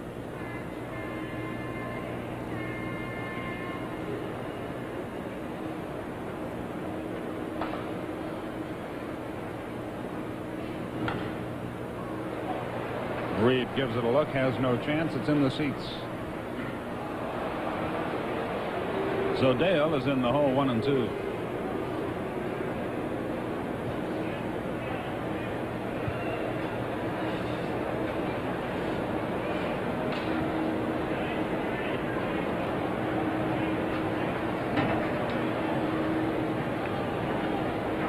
They shade him just slightly toward left. 2 balls, 2 strikes.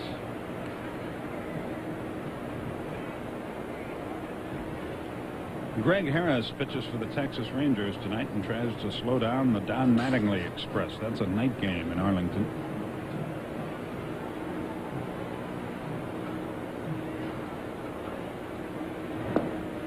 Full count, 3-2, and now a decision for Chuck Tanner. Murphy has struck out 83 times this year. Renicky has no better than average speed. There's 1 out in the inning, and the count is 3-2.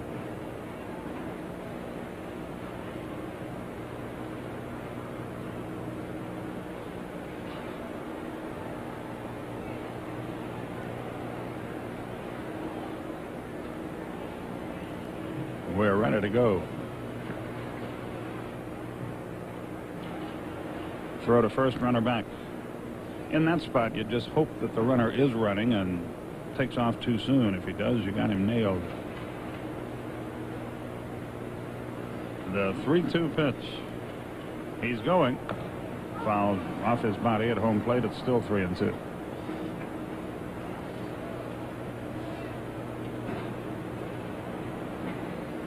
Renicky returns to first base.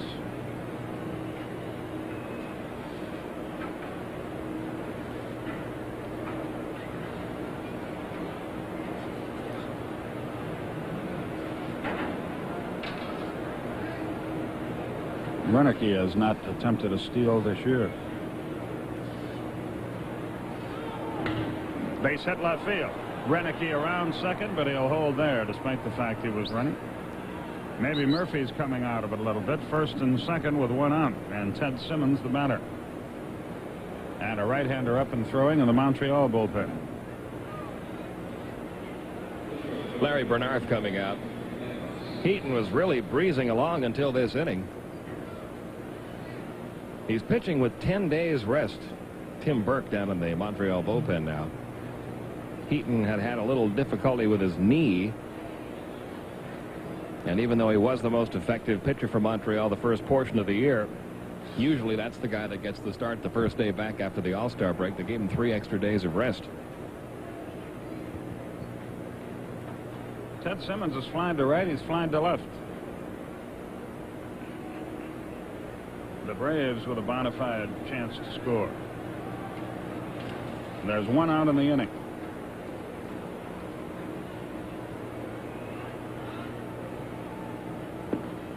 He was out in front, 0-1.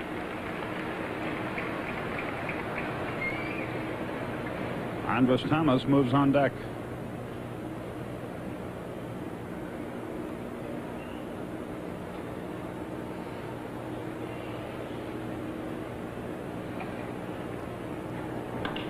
Line, left field, that'll score 1 as it heads toward the corner. Raines cuts it off.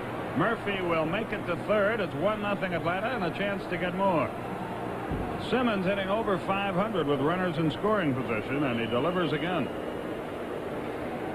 Raines used his great speed to keep that ball out of the corner, or another run might have scored. So Ted Simmons finally breaks this scoreless deadlock. Look at that pitch that he pulled. It was down and away about ankle high and on the outside part of the plate, and he still was able to go down there and pull it into left field. And the Braves with a chance to get more. There's still only 1 out in the inning. As so often happens, the first walk issued by Heaton in the game comes home to haunt him. First and third, 1 out. Fly ball into very short center field. Murphy tags. I don't know. Candell the catch. He is going to try, but now he goes back. And as it works out, I wish he'd have kept coming. The ball hit the pitcher's mound and popped high in the air. He had no way of knowing that, of course. So Thomas fails, and Virgil will be the batter. Just amazing how when you're having trouble scoring runs, every little thing that you do seems to backfire. Murphy would have made it that time, but the throw, instead of hitting the turf and bouncing cleanly to the catcher, looked like it might have hit right on the rubber, on the back part of the rubber, and bounced high into the air. Murphy would have been able to make it, but you certainly can't guess that a ball's going to hit the pitching mound. Ozzie Virgil is really struggling.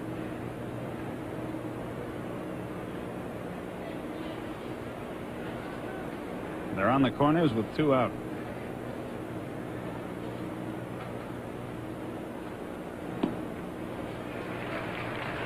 Nothing and 1. When Ozzie Virgil was hitting the ball well, he was really keeping his head down. Just like when you play golf, you got to keep your head down, look into the ball. If you watch the way he's been swinging lately, he's pulling that head up. Trying to yank everything out of the ballpark, it looks like. As strong as he is, the home runs will take care of themselves. Fastball low and away, 1-1.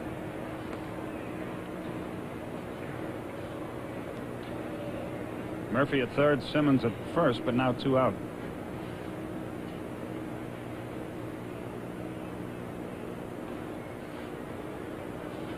The right-hand hitter waits.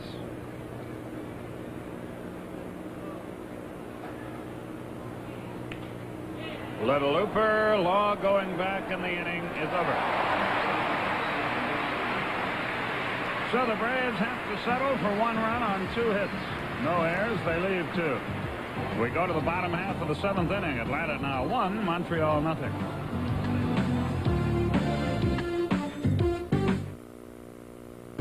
Remember when rock had no message, no meaning, no nothing but pure fun? It was fun rock. Music you can't forget.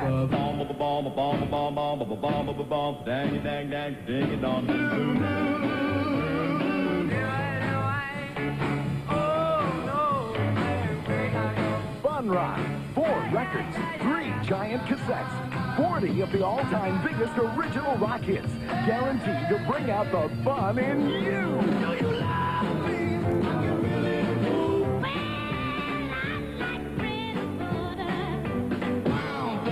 me? Songs your body can't resist.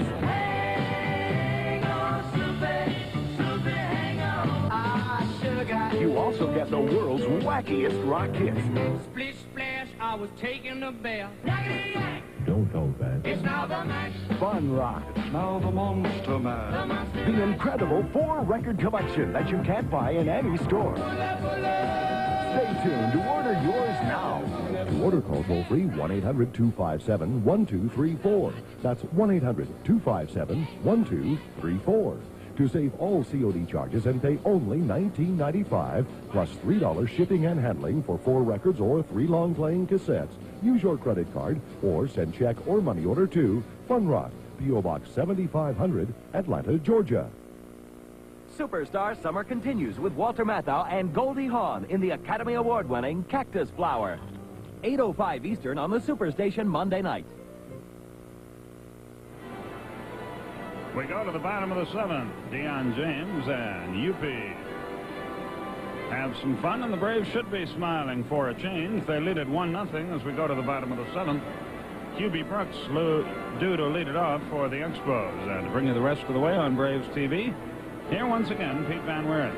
Okay, thank you, Skip. We mentioned this back before the All-Star break when the Braves went through a span of 8 or 9 games there where they weren't scoring any runs. When you're having that problem and you have a game like this and it's late in the game and you finally are able to push a run across and get a lead, the next half inning when your team's out in the field can be a very important one. You want to be able to hold that lead for the inning. It can really take a lot of wind out of your sails if the opposing team comes right back and ties the ball game up. So a big inning here for Rick Mahler. He's got Hubie Brooks, Andres Galarraga, Vance Law due up. 1-0 Atlanta. Brooks is grounded out to second and was walked intentionally. He went and foul tipped it. 0-1.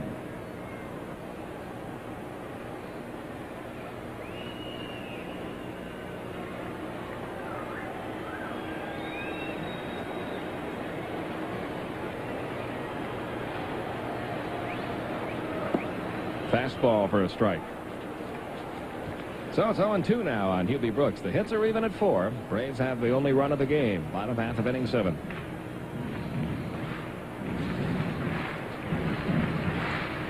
And an 0-2 pitch on the way. Wasted a breaking ball on outside. 1-2.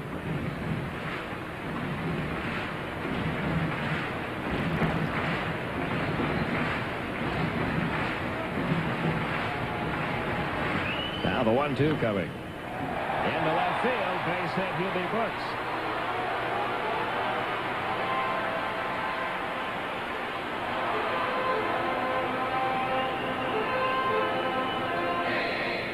That's hit number 5 off Rick Mailer. Looked like Brooks went down and got a pretty good pitch that time and pulled it into left field.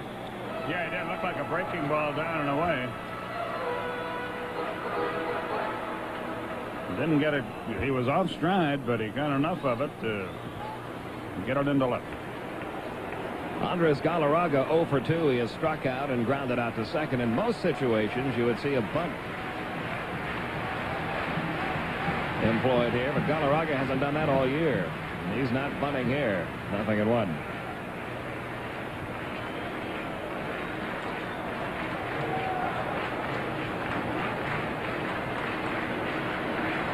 The Braves' starting pitching in this series has been about as good as you can ask for. 2 runs off of Doyle Alexander on Thursday night. Runner goes. The pitch hit off the fists toward third.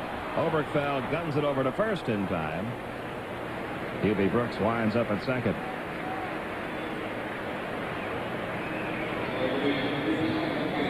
But Alexander gave up only 2 runs as a starter Thursday night. Zane Smith gave up only 2 runs as a starter Friday night. Charlie Palaio allowed just 2 runs as a starting pitcher in 7 innings last night.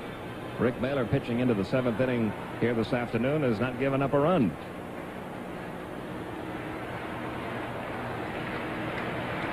Vance Law has grounded out to second and fouled out to first. Right to the shortstop, Andres Thomas. The runner has to hold. 2 men are out. Now the catcher, Jeff Reed, with 2 outs and a runner at second. Reed had a single in the 3rd inning, then was caught in that involved rundown play that was both comical and lengthy. In the 5th inning, he was robbed of a base hit when his line drive toward left center field was speared by Andres Thomas.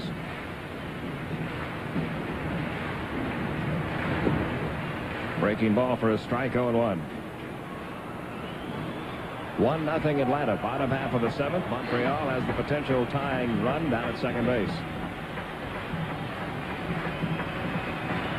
Curve missed. 1 ball, 1 strike.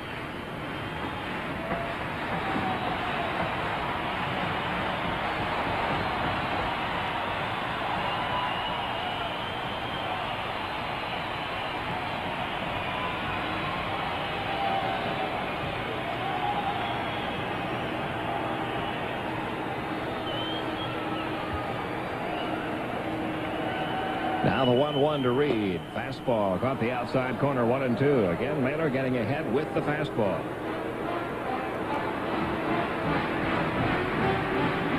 Left-hander Paul Ossenmacher. Right-hander Jeff Dedman in the Atlanta bullpen.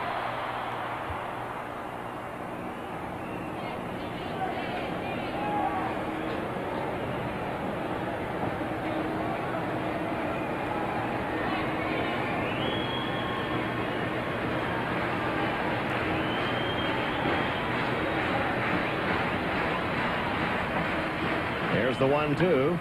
Again to the shortstop, Thomas. This should end the inning. It does.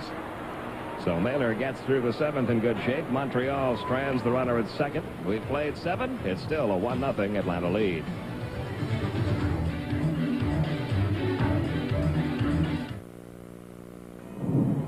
It was so simple. Really. A direct electrical charge here heats up the carbonized filament here, which in turn excites the gases trapped in here. And voila. Well, it's very nice, Thomas. But I wanted a Bud Light. If you want the great taste of Bud Light, ask for it. Don't feel bad, Thomas. It's not a complete loss. Bud Light, because everything else is just a light. When it comes to autofocus cameras, some give you part of the action, but Canon EOS gives you all of the action. When it's so dark that some can't focus, EOS doesn't miss a trick. And Canon EOS has computers and motors in every lens for fast focus. So great shots are easy and so creative, the competition is out of the picture. EOS, more than autofocus, easier than ever. Canon, the official camera of the Atlanta Braves. Quickly in the other baseball, you see that Cincinnati clings to the lead over the Mets. Nolan Ryan has left that game in the third inning, and Rocky Childress is pitching now for Houston.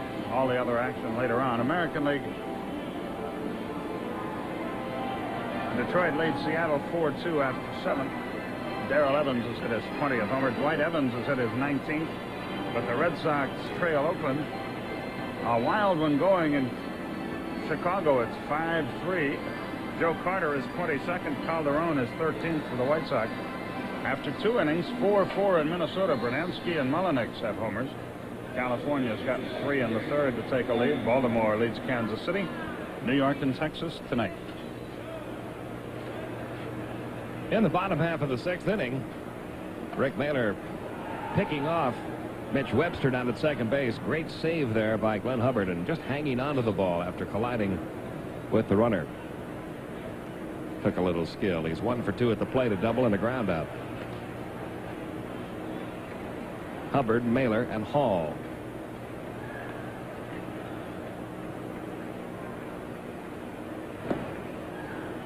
Two 2-0 now on Glenn Hubbard.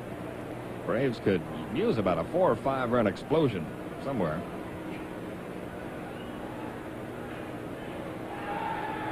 Every game in this series has gone right down to the wire. A 2-run game on Thursday night, 1-run games on Friday and Saturday nights, and a 1-run game here this afternoon.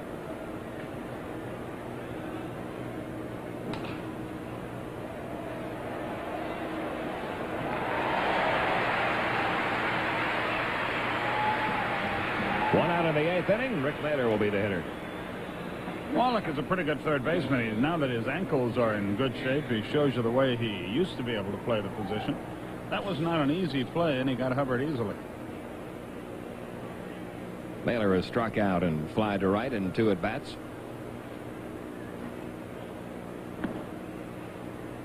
One 1-0 the count. Braves have managed only 4 hits, but they do have the game's only run. Rick Mailer has held Montreal scoreless on 5 hits. 1 ball, 1 strike now on Mailer.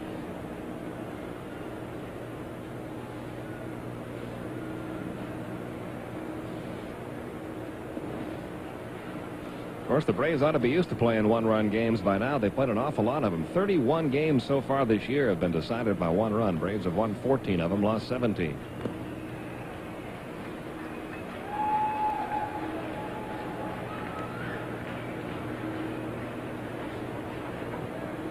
The count 2-2 on Rick Mailer.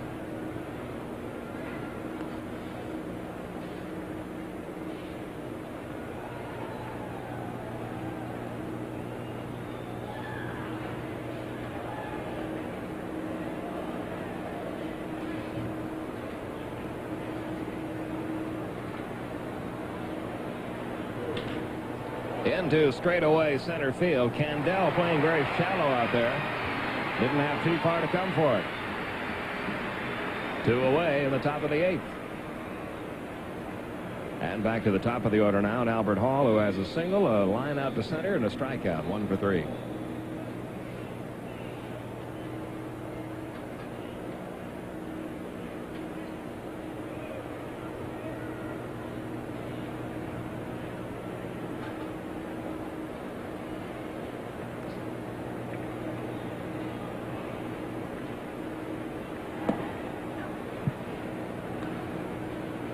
Over in New York, Pete, Roger McDowell has gone into pitch in the 7th inning for the Mets with the bases loaded, 2 out and no runs in, and Cincinnati leading 3-2. Reds have been getting healthy in that series. They were having their problems. 7 out of 8 they had lost. Here's the 0-1 to Hall upstairs. 1 ball, 1 strike.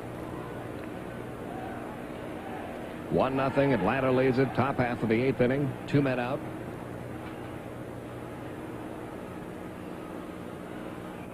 And a 1-1. Little high. 2-1.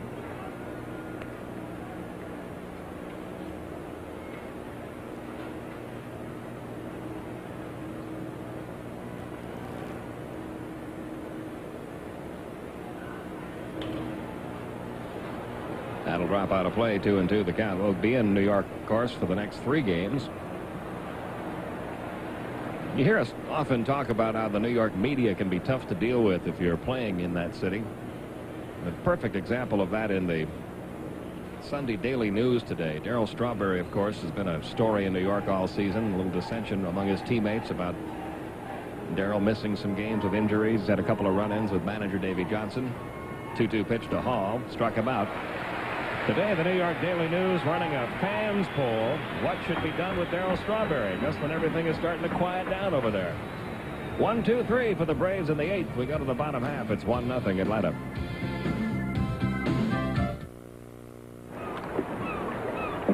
Nice day for fishing here. Ever see the shore from 10 miles out? Lucky we got us a Mariner. It's a natural out here.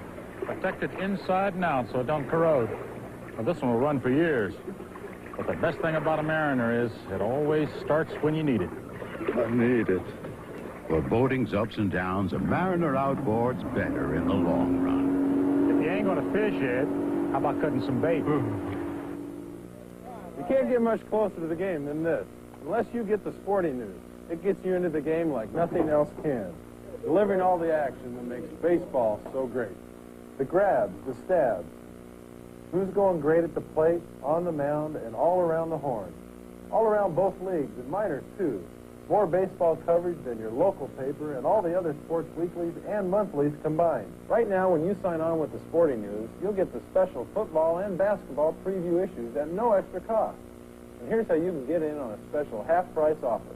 Call now and get 40 issues of the Sporting News for 1/2 the regular subscription price. In addition to the regular weekly issues, you'll get the football and basketball preview issues at no extra cost.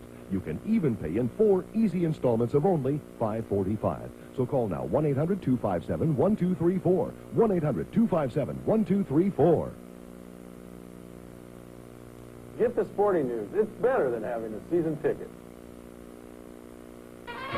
This portion of Atlanta Braves baseball is brought to you by Budweiser. Beechwood aged for that distinctively clean, crisp taste that makes Budweiser the king of beers. For all you do, this Bud's for you.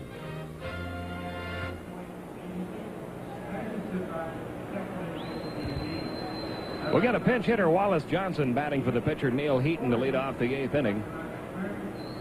Johnson at .250, 1 homer, 5 RBIs, 11 for 31 as a pinch hitter. Rick Miller working on a 1-0 shutout, delivers.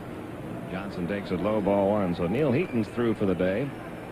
And unless the Expos come up with a run to tie it or a couple to go ahead here, he stands to be the losing pitcher after allowing just a run and 4 hits in 8 innings. 1-1 the count on Johnson. Cincinnati got 2 in that inning and now lead 5-2 over the Mets.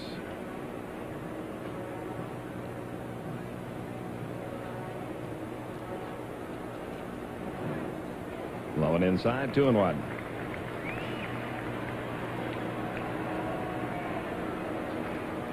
So Neil Heaton's work is done for the day. Pitched an excellent ball game, but right now stands to lose it. Here's the 2-1. Grounded to first, right at Simmons. And there's the first out in the 8th.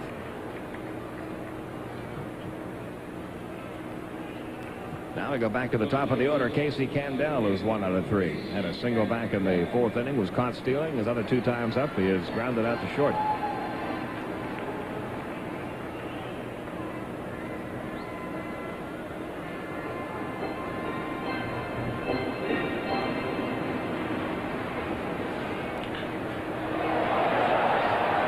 Is that fair or foul? It is a fair ball. Hit the foul screen in right field, and little Casey Candell has hit his first home run of the season to tie this ball game. That is his first major league homer, and it just barely got out of here. Hit the foul screen just above the wall and right. He's very popular with his teammates, this little guy. You can see that by the reception. Just above the belt on the inside part of the plate, and he got just enough to get it out. You see, Murphy thought it was going to hit off the wall, but it got over. So it's a tie ball game after the home run, the first of his major league career by the littlest guy on the team, Casey Candel. Mitch Webster, 1 out of 3. Had a single his last time up. The 0-1 pitch to him. Fouled back.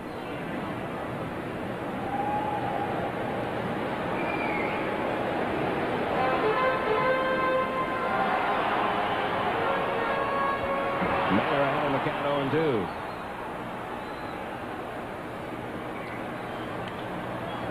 Down toward that left field corner, Gary Redicky with a long run, but he gets to it right on the edge of the warning track for out number 2.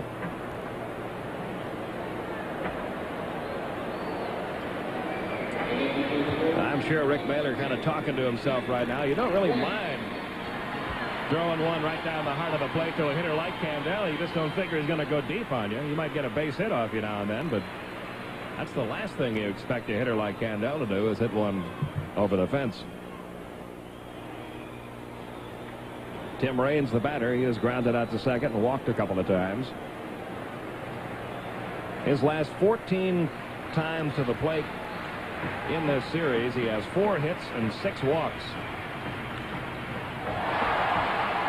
5 hits and 6 walks in 15 trips to the plate.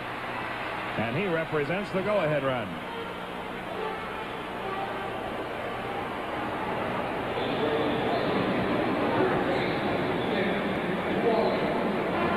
Hit number 7 by the Expos. And Chuck Tanner is on his way to the mound. We might get a change here. Tim Wallach, the scheduled hitter. And this will be all for Rick Mailer. So Mailer, who pitched a beautiful ball game here today, gives the Braves their 4th straight excellent outing by a starting pitcher. And he will leave this ball game without a chance to win it. Mailer will be lifted after working 7 2/3, giving up 7 hits, 1 run. The runner at first, Tim Raines, belongs to him. Mailer walked 3, struck out 3. But at best, he will get no decision on the afternoon. We'll be back right after this.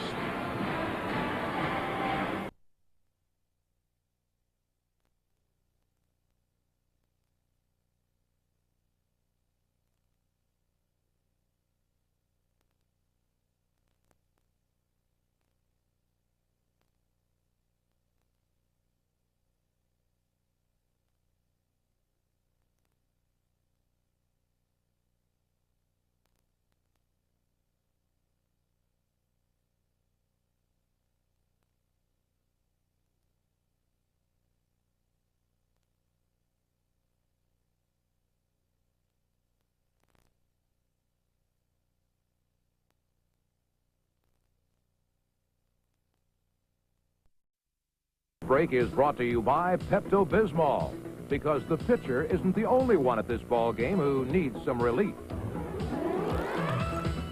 Tonight, this place will be filled. People will be watching movies and not watching what they're eating. Pretty soon, it'll come back to haunt them. My tummy hurts. Mine too. That chili dog. Don't worry, we've got Pepto at home. Pepto-Bismol. As it coats, it soothes heartburn and upset stomach, as well as diarrhea. I thought we left the monster back at the movies. It's only Pepto-Bismol. The one that coats is the only one you need. You can't get much closer to the game than this, unless you're reading this. The Sporting News delivers more baseball coverage than your local paper and all the other sports weeklies and monthlies combined, plus everything you need to know about football, basketball, hockey, and boxing. So why not get the Sporting News and get in the game? Here's how. You'll get 40 issues of the Sporting News and 2 preview issues for 4 easy payments of $5.45. Call toll-free 1-800-257-1234. 1-800-257-1234. The new Atlanta pitcher here in the bottom half of the 8th inning, right-hander Gene Garber, making his 36th appearance of the year. He was the losing pitcher here last night. That wild pitch cost him the ball game in the 8th inning. And he'll be facing Tim Wallach with Tim Raines at first. And Rick Mailer, very disappointed. Pitching into the 8th inning, giving up just 1 run. But the Braves not getting Mailer any runs to work with today. That's been the case for all the Braves starters. The guy sitting right next to him, a great example, Doyle Alexander. Gave up only 2 runs on Thursday night. Was beaten 2-0. Here it's a 1-1 game. And Garber has the job right here of just trying to keep Tim Raines from scoring. Raines stole a base on him last night. That set up what turned out to be the winning run in the bottom half of the 8th inning. He might be running here with 2 out. And the folks who run the scoreboard here, if they're smart, will get their chickens ready, because we could see a few throws to first. Wallach on the afternoon is grounded out to first, doubled and struck out, 1 for 3.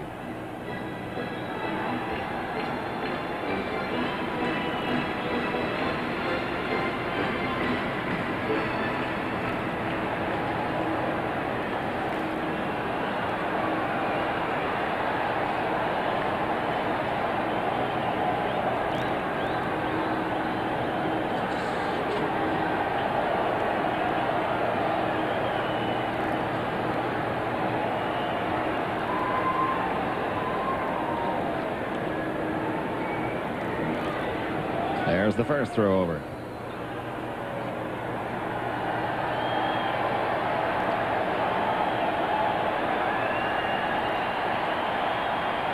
And the second.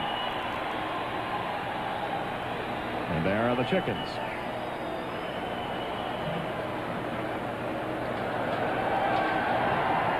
Raines is going. The pitch is low. The throw to second base. Not in time. Stolen base, number 27 for Tim Raines.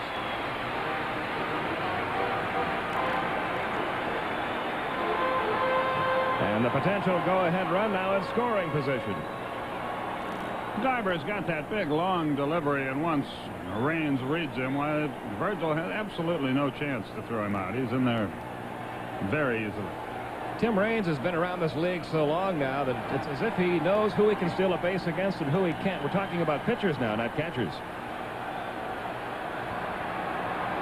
He didn't try against Rick Mailer. He doesn't feel confident, apparently, that he can get the big jump on Mailer, but he took off on the first pitch with Wallach at the plate and Garber on the mound.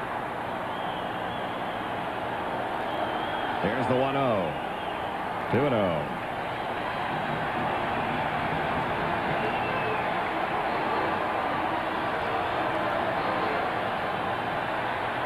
Two men out, 1-1 game. We're in the bottom half of the 8th inning. The 2-0. Foul back. 2-1.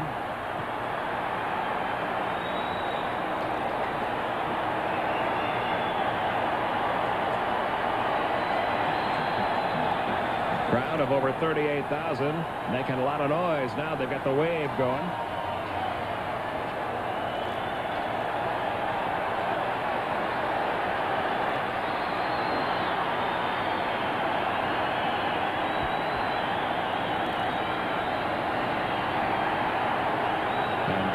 For a 2-1 pitch to Tim Wallach. Just off the corner. 3-1. The on-deck hitter, Huey Brooks.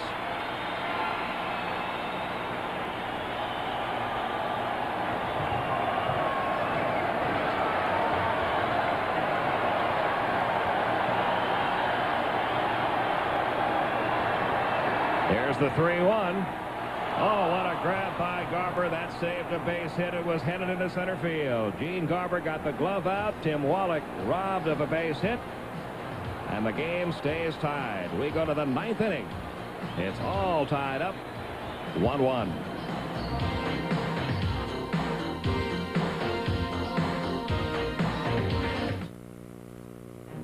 Bartender? Yeah.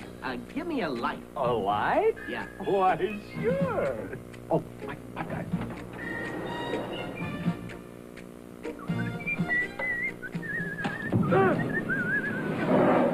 No, a Bud Light. If you want the great taste of Bud Light, ask for it.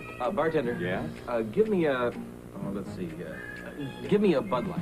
Everything else is just a light. Nice call. Thanks. We load and unload a lot of bags at Delta. It's hard work, but I like it. This bag here isn't mine, but I take care of it like it is. And I try real hard to get it to you just as fast as I can. I'm proud of my job, and I'm proud of Delta. And you know what? When you feel that way, you just naturally take care. Delta gets you there. We get you there with care. Are we there yet? We're almost there. I'm gonna go swimming. Wow, me too. We're almost there. Did you call for their super summer rate? Of course.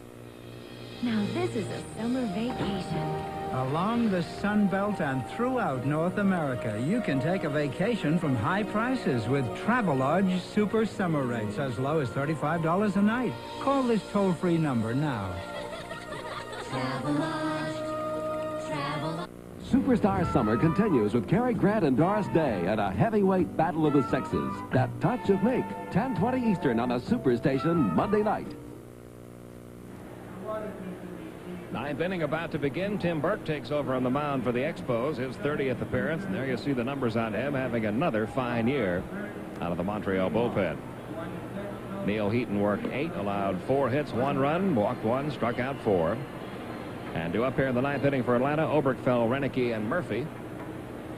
In the bottom half of the inning, the Expos will have Brooks, Galarraga, and Law due up. 1-1 game. Oberkfell has flied to left, foul to the catcher, grounded out to second. Trying to extend an 8-game hitting streak.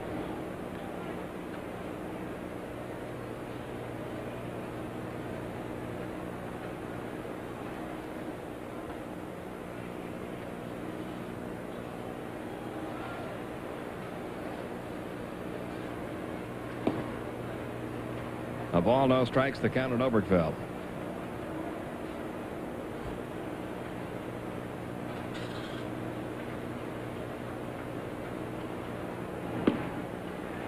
On the inside corner, 1-1.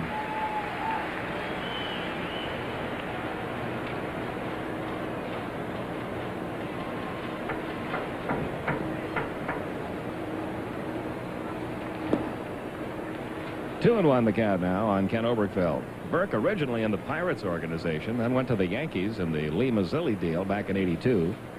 Then to the Expos in a minor league trade back in December of '83.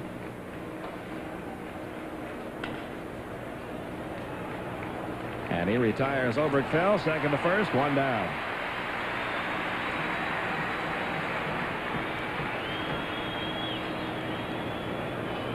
Now Gary Renicky, who fouled out to the left fielder in the first, popped to second in the fourth, drew a walk in the 7th. He scored the Atlanta run, coming home on a base hit by Ted Simmons.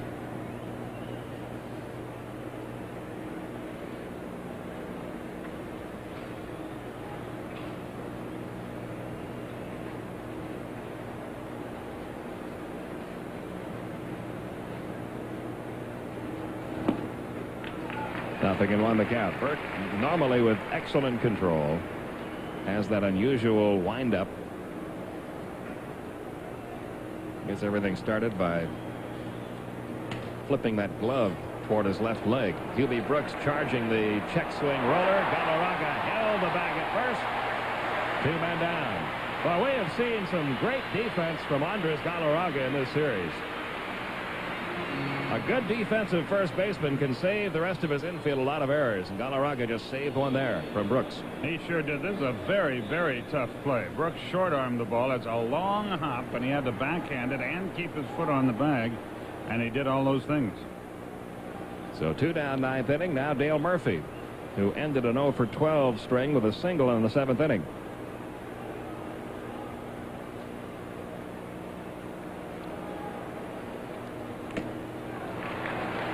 Nothing and 1 the count.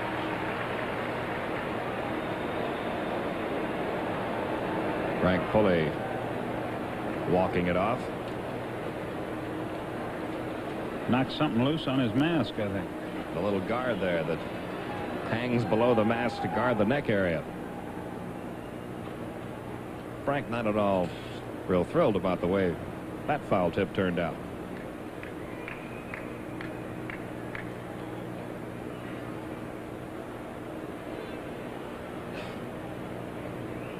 Boy, that really jarred him.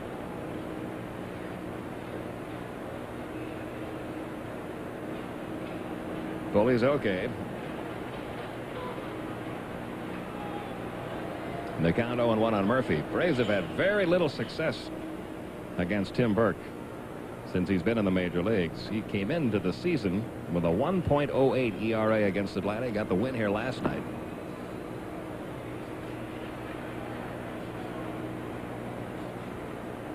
Two nights ago he got the win here. Jeff Parrott was the winner last night. Here's the 1-1. On the inside corner, 1-2 to Murphy.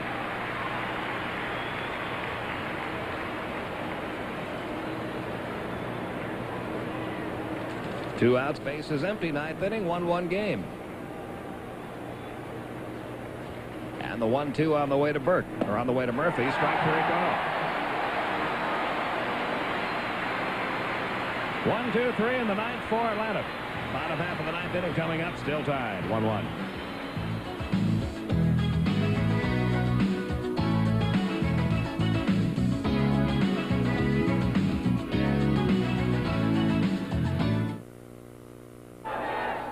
A lot of hard knocks in football, Randy. Makes me happy to be a spectator. And you were a three-time All-American. Didn't Bobby Dodd call you the finest defensive end he'd ever seen, pound for pound? Yes, he did, but what he didn't say, there was only one end my size. One of the most important achievements of my life after football was founding Life Chiropractic College, where you became a doctor. That's right. Since I left football, I found another great challenge, a career in chiropractic. And would you recommend it to others? Yes, and I recommend Life Chiropractic College. Silver Eagle Records presents the superstar sound of Motown. Marvin Gaye, Smokey Robinson, and the Miracles. The solid gold hits that define the sound of young America.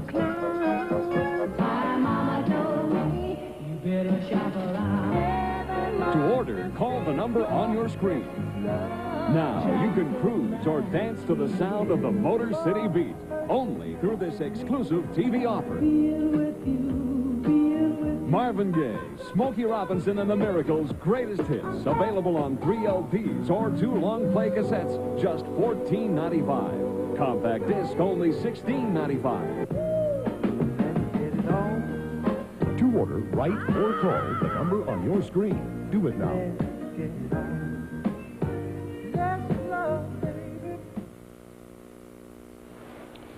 The Sports Report with Paul Ryden will follow the game. It's a 1-1 game, bottom half of the ninth inning. Hubie Brooks leads it off against Gene Garber. Montreal trying for the series sweep. Brooks has grounded out to second, walked and singled.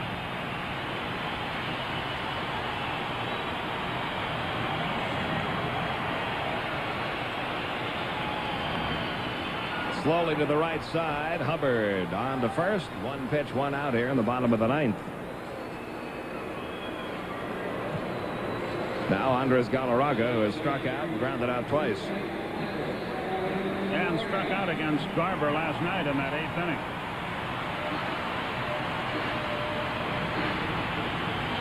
That was what made last night's loss doubly frustrating.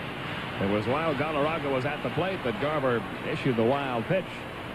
Then on the very next pitch after the run had scored, Galarraga struck out, Law flied out, and the inning was over. Didn't get the breaking ball, 0-1 the count. 1 run, 4 hits for Atlanta, 1 run, 7 hits for Montreal.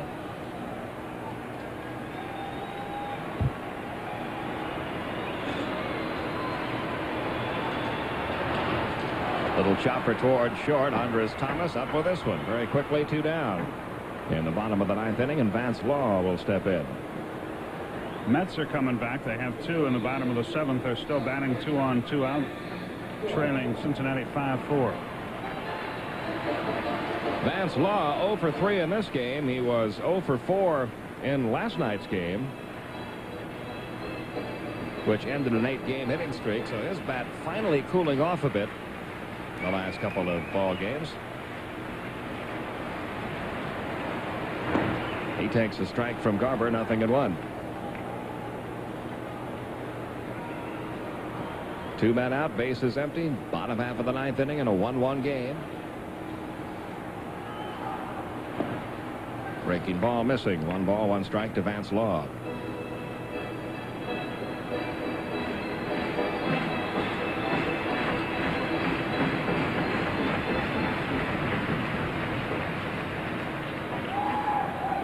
Now the 1-1. That missed. 2-1.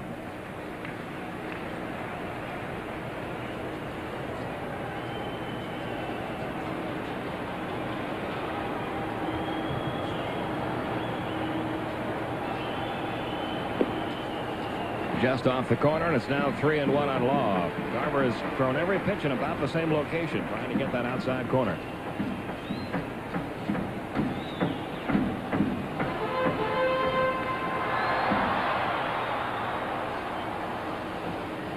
Here's the 3-1 delivery. Law drills him into right field.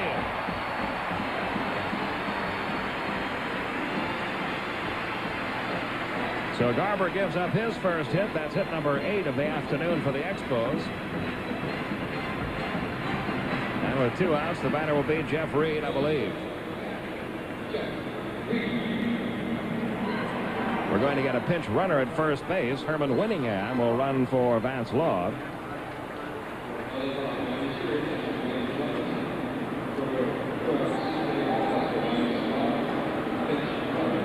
Reed will bat for himself, we think. And it looks like he will.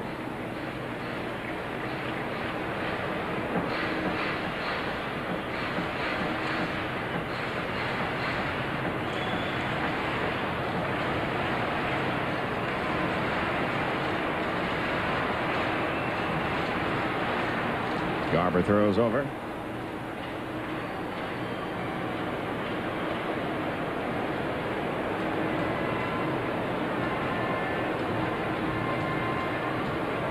Winningham is going. The pitch is strike. The throw to second base. Got him.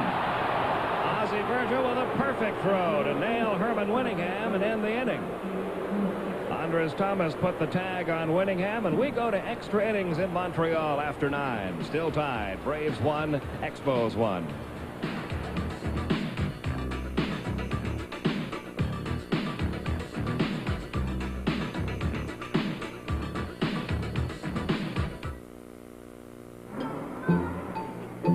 For the 10th inning, Casey Candell moves from center field into second base, and Herman Winningham, who ran for the second baseman Vance Law, takes over in center field.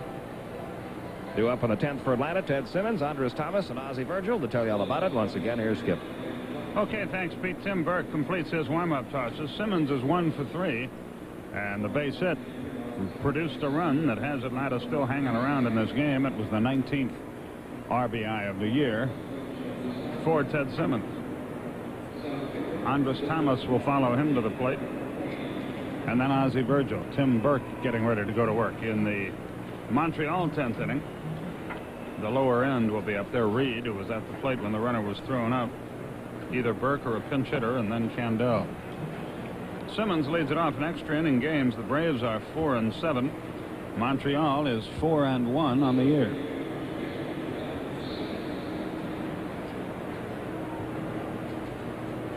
There's a look at your line score. British Open highlights will be part of Paul Ryden's sports report following the game. And I imagine he'll have something to say about Mr. Mattingly of the New York Yankees, too. Tim Burke into the wind. Down and in. 1 ball, no strikes. Nobody on or out in the 10th.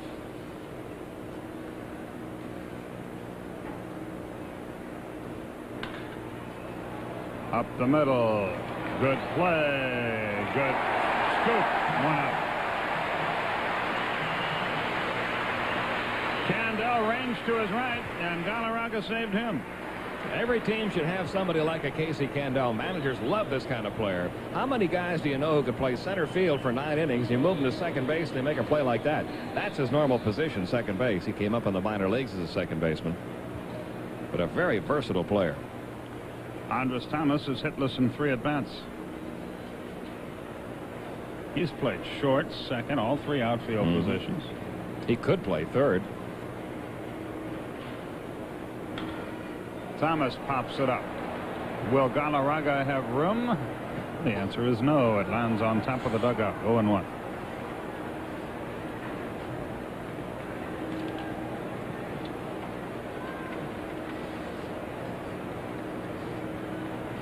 Howard Johnson just singled, scoring Keith Hernandez. 2 more on with 2 out, and the Reds and Mets are now 5-5.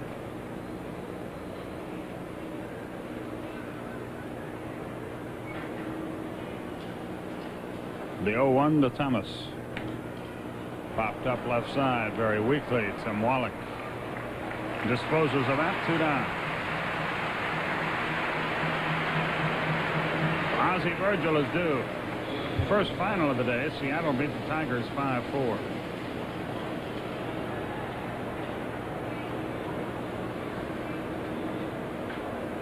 One 8-0 for Montreal. 1-4-0 for Atlanta.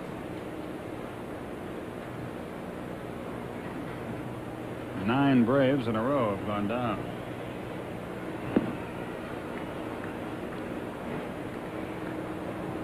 Make it 10 in a row have bitten the dust.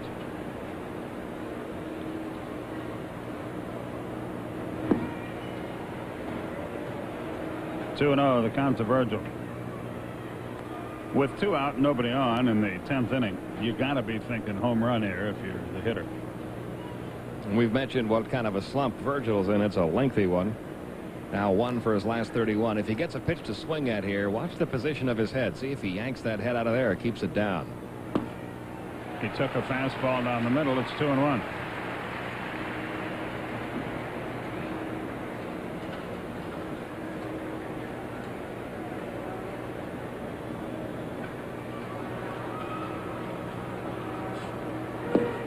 Took a fastball on the corner. 2-2.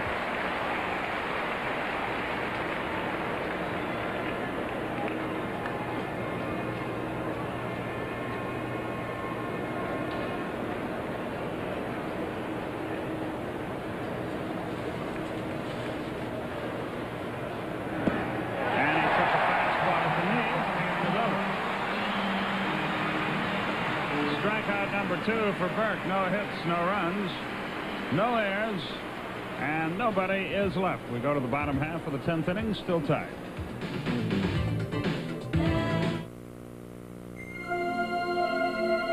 With every Budweiser enjoyed, the promise endures. The promise of genuine quality. Quality you can taste. Clean, crisp, Beechwood aged Budweiser. Always certain, always satisfying. Because we know you wouldn't have it any other way. That's why this Bud's for you. Checks out fine. Everything's okay. It takes a lot of teamwork at Delta to give you the best service. And as a mechanic, I make sure everything's ready to go. All with one thing in mind, a safe, comfortable flight. Hey, Bob, we take a lot of pride in what we do. I like working on our airplanes, and I sure love working for Delta. Delta gets you there. We get you there with care.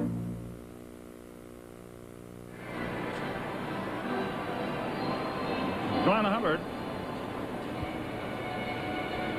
Simmons, Thomas, Oberkfell, Virgil still the Atlanta infield, left to right in the outfield, Renicky, Hall, and Murphy.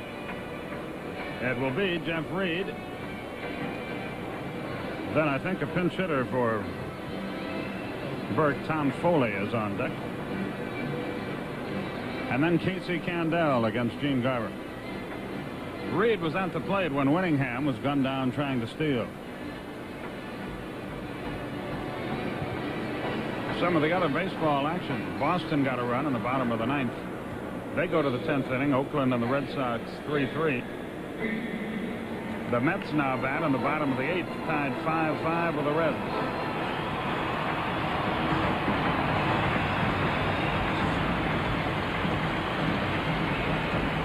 Reed is single, line to short, and bounce to short.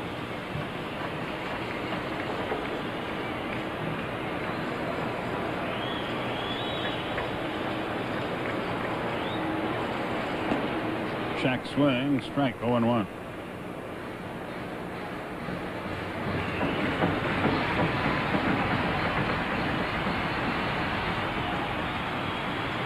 They play Reed straight away in the outfield. Way out in front, fouled it away. It's 0-2.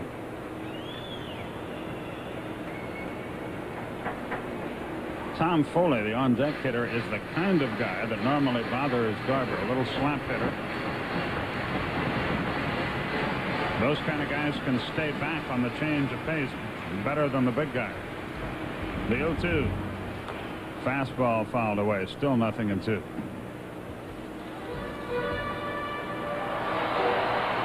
Right there, you could see Reed asking Frank Pulley, strike, was that a good pitch? Just trying to make sure his strike zone is corresponding with the umpire. Little chop toward third. It rolls foul. Stays 0-2. When and if we go to the 11th, Hubbard, Garber, and Hall will be due for Atlanta. The Braves offense is really stagnated.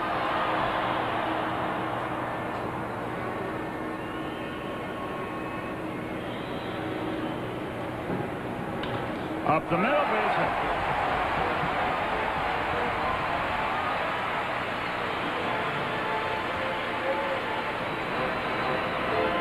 Jeff Reed came in at 183, and he just singled up the middle to start the bottom of the 10th. Well, you look at the starting pitching the Braves have had in this series. 4 starters have given up 7 runs in 4 games. You say, how can you be in a position where you might lose all 4 of them? Easy. Your offense has only scored 6 runs in those 4 games. Here's Tom Foley, and let's see how they play it. I haven't seen enough of Reed to really know how he runs. He can't be a blazer. He's a catcher. They don't pinch run for him, and here's the bunt attempt on the first base line. It goes foul. 0-1. Sort of funny, isn't it? They pinch run for Vance Law, who's got pretty good speed with 2 out and a runner at first. Now they got a runner at first with nobody out, a slower man, and they let him stay in there. I think the only reason they ran for Law was to hope that they get a stolen base, which they didn't get.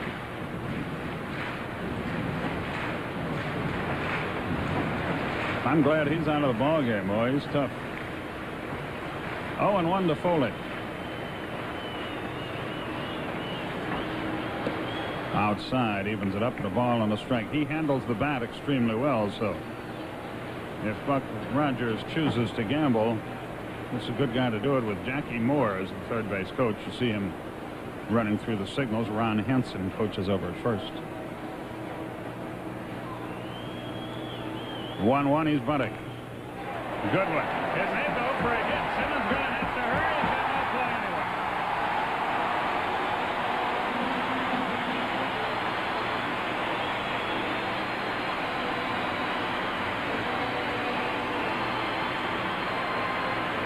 Now Casey Candell bats.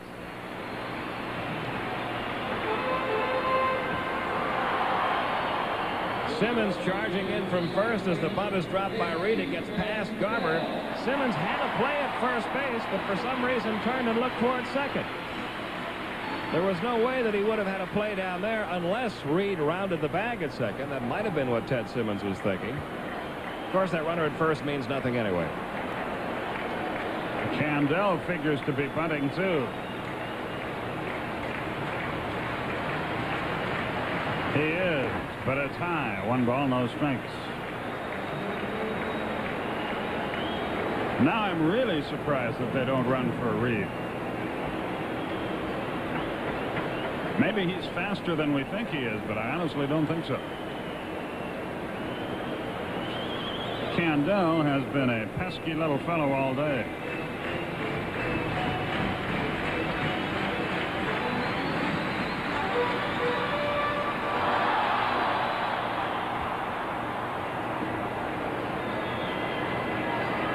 The 1-0 pitch. A strike. He showed bunt, then pulled the bat back as if to swing away. There's the man that'll let him know what's happening, Jackie Moore, the third base coach. Maybe after Buck Rogers saw Reed stay in that rundown for such a long time back in the third, he decided, hey, this kid can run. He can run for a long time, but I don't know how fast.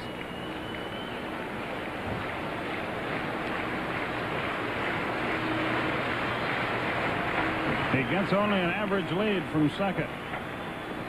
He took a strike, and it's 1-2.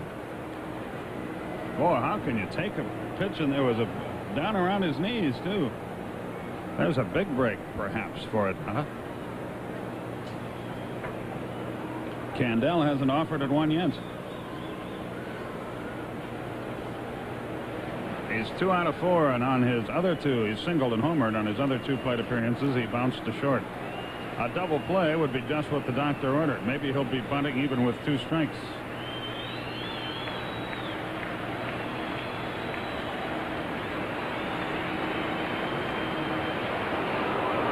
Garber's patented bluff towards second.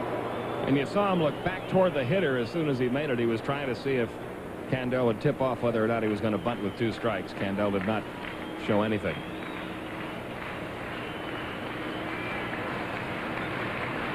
The 1-2 pitch.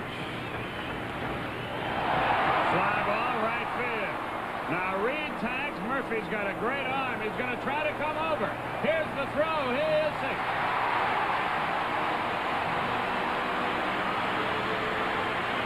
Dale didn't get much on that throw, and give Reed some credit. He challenged him. One of the few times you'll ever see Dale Murphy really not get much of anything on this throw. He kind of throws it into the ground. In fact, Andres Thomas catches it on one hop and tries to flip it over to Oberkfell. But Reed got in there safely. So now they're at first and third with 1 out. Everybody comes in. The infield, the outfield. Chuck wants his outfield closer still. Mitch Webster is the batter. In some circumstances, you would walk him to load the bases to give yourself a play at every base, but when he's followed by Tim Raines, you don't normally do that.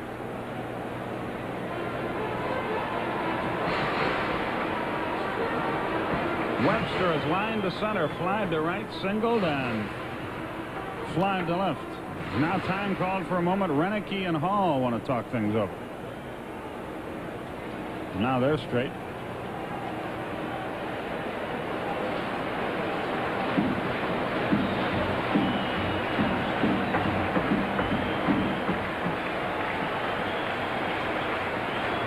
Foley might just take off here from first base.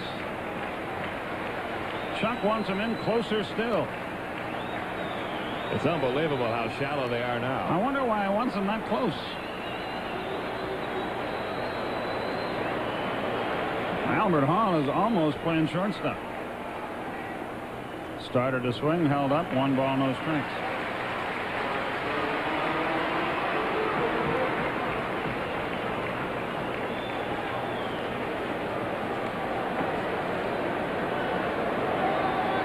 Simmons has to hold the runner on. They're going to try to throw a guy out at the plate even if there's a base hit to the outfield. The pitch.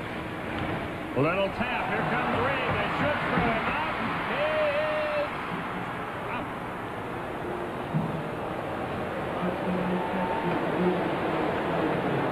So now Atlanta's got a great chance to get out of it. Everybody can go back to normal depth.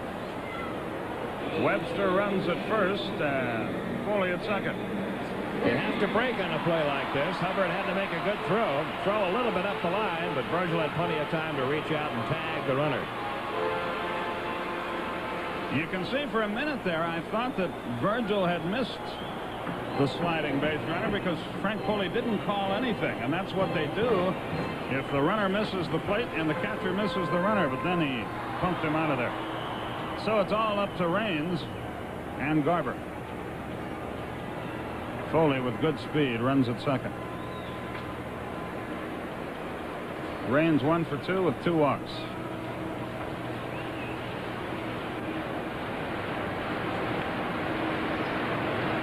Give Garber credit, he didn't let Webster hit a fly ball. Downstairs, 1 ball, no strikes.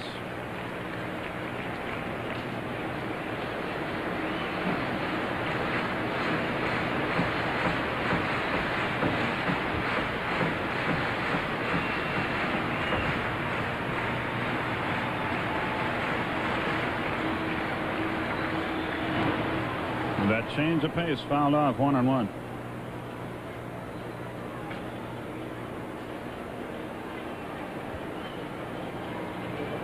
Well, this is the guy Montreal likes up there in this spot.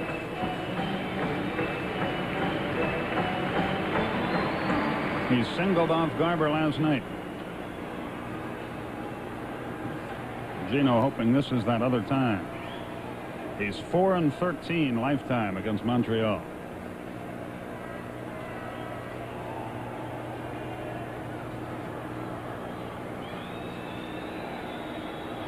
Ball and a strike. There's the winning run, potentially. Tom Foley at second base. He runs well.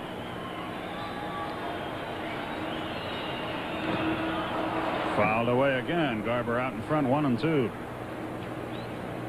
I'm really surprised that Tim is swinging the bat as hard as he is against Gene Garber. See if he changes it now that he has 2 strikes. Some hitters will do that. Just stretch out a little bit in that batter's box and try to punch it somewhere.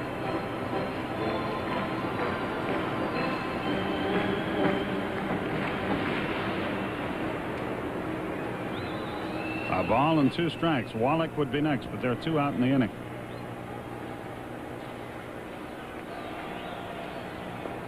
Low and away, it's 2-2.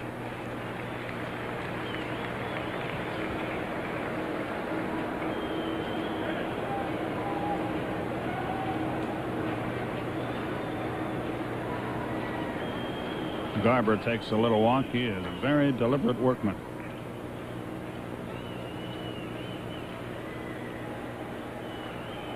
And a lot of that is a psychological ploy on his part. The 2-2 pitch. Just missed low. It's full now, and now the runners go. Any base hit to the outfield, and it's over.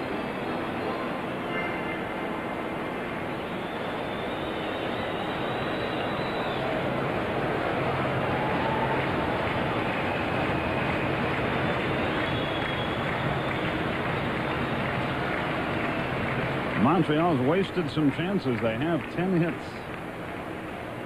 Garber wants a new baseball.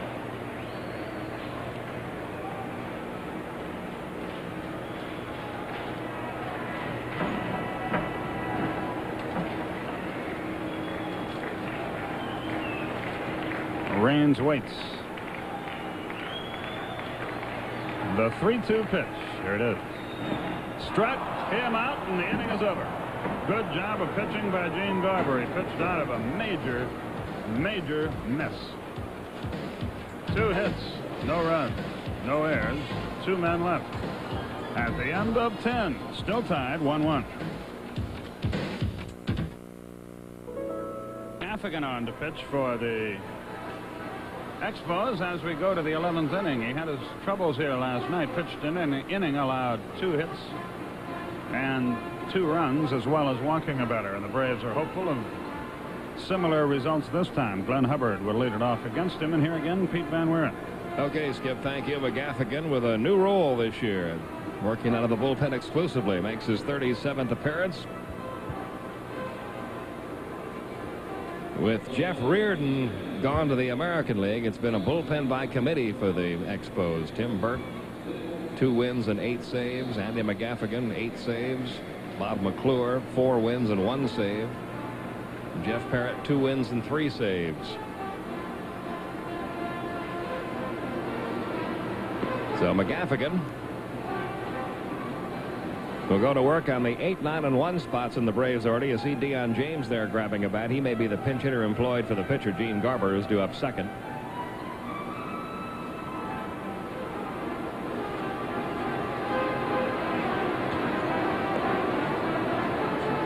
Although Greg Nettles has come out to the on-deck circle now alongside Glenn Hubbard. So it looks like Nettles will bat for Garber. James may be getting ready to either pinch hit for Hall or maybe pinch run. We'll have to see. Hubbard had that double back in the 6th inning.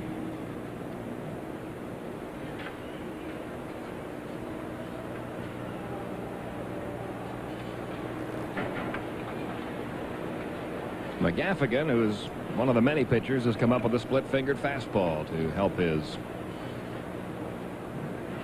repertoire of pitches. He also has a good changeup.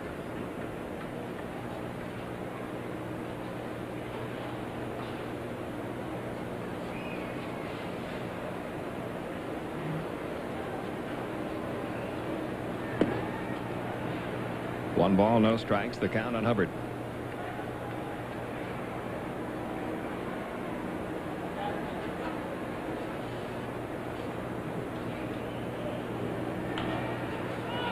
Right up the chute.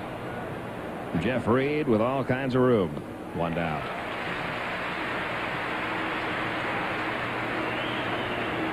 One away in the 11th. Now Greg Nettles will pinch hit for Gene Garber. Nettles on the year batting .205, 4 homers, 24 RBIs, 5 out of 30 as a pinch hitter. Both of his home runs have come, or 2 of his 4 home runs have come as a pinch hitter, and he's driven in 14 runs as a pinch hitter.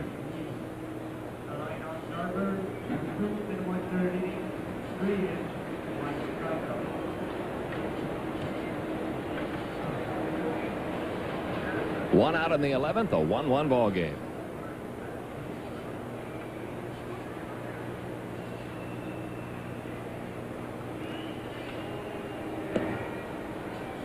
A ball, no strikes. The count on Nettles.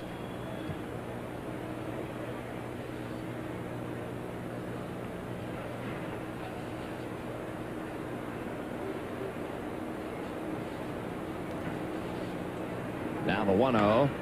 Hit high in the air down that right field line. Let's see if it stays fair. It is going to be a foul ball. Nettles just missed one there. The count 1-1. There's another look at that swing. He got a fastball that was up. He knew he had enough on it when he hit it. It was just a matter of whether it was going to stay fair or not. It did not. So the count 1 ball, 1 strike.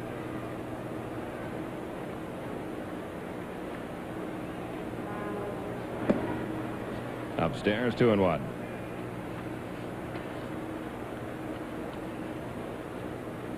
And that is an amazing statistic in the year of the allegedly livelier ball.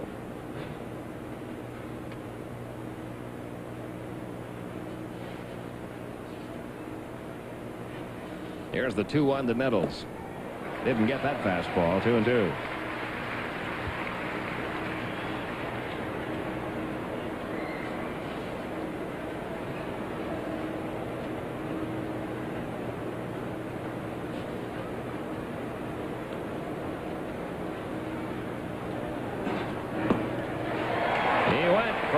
Says he went, and that's a strikeout from McGaffigan, out number 2 in the inning.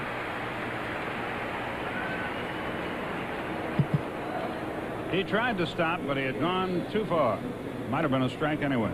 That's that split-fingered pitch that McGaffigan's throwing now. You can see the bottom drop out on it.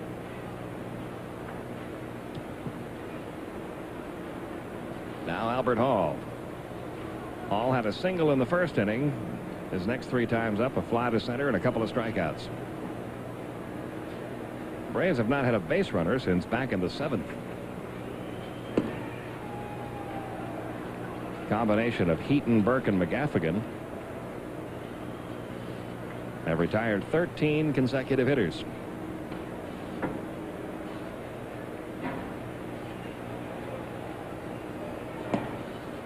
And the count 2-0 now on Hall.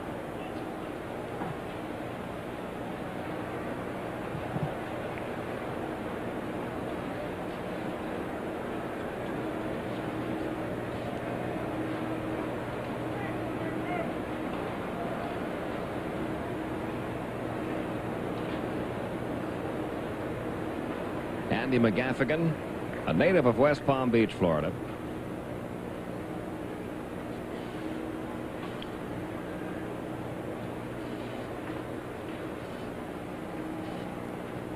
Originally in the Yankees organization, then went to the Giants, then came to Montreal, went to Cincinnati, and then back to Montreal.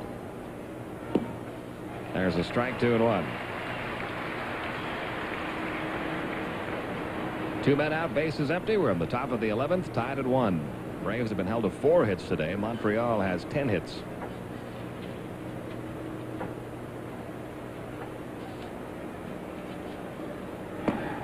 Didn't get the fastball. 2-2 now on Hall.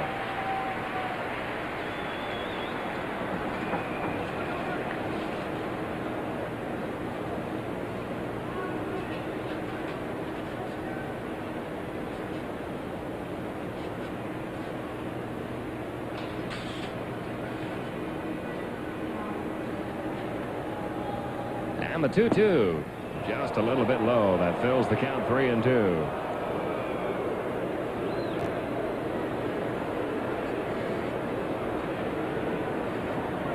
The Giants just got 3 in the first against the Cubs. Chili Davis, 2-run homer.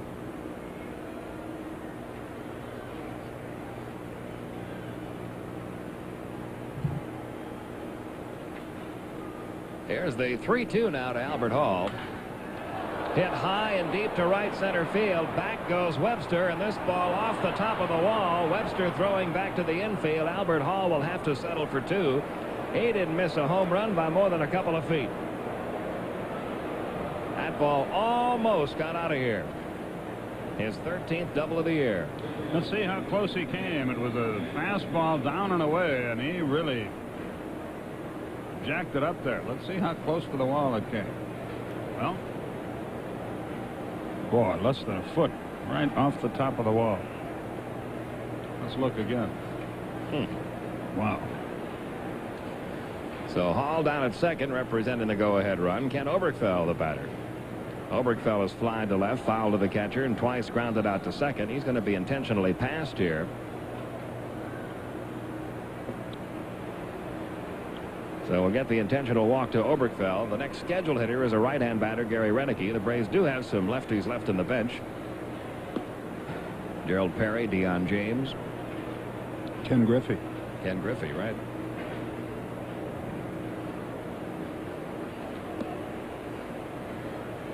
Griffey's got a helmet on and may be called on here to pinch hit. We'll see.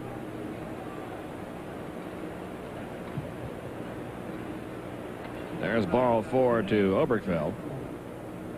And here comes Ken Griffey. He's 5 out of 7 as a pinch hitter with 5 RBIs.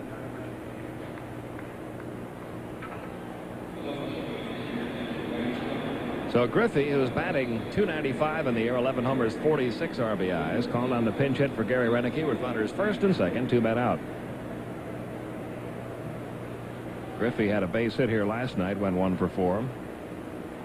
But he, like so many Braves, has been in a slump. Just 4 hits in his last 24 at-bats.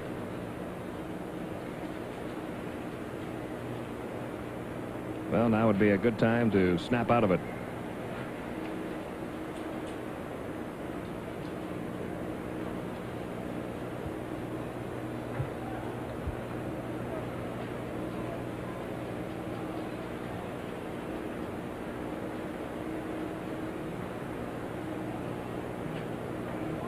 Outfield shades him toward right. Paul at second. Oberkfell first with 2 outs.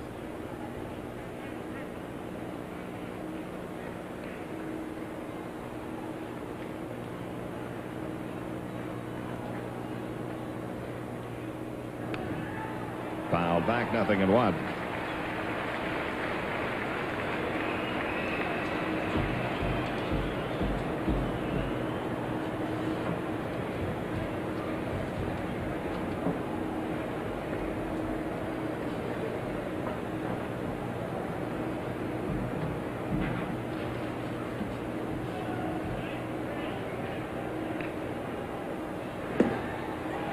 He could not stop that swing. Frank Pulley calls it a strike. 0-2. The pitch was high. Griffey tried to stop his swing, but was unable to, and it's 0-2.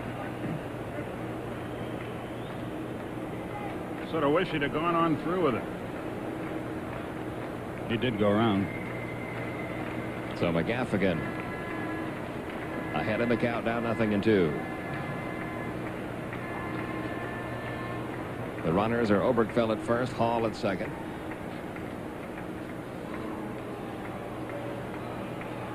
And the 0-2 on the way. Wasted low and away, 1-2.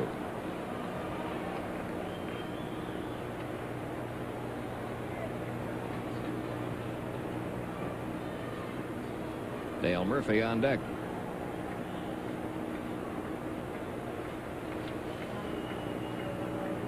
Here's the 1-2. Strike 3. Fastball at the knees. Griffey didn't like the call. McGaffigan gets his second strikeout. The Braves strand 2. We go to the bottom half of the 11th inning. It's still a tie ball game. 1-1.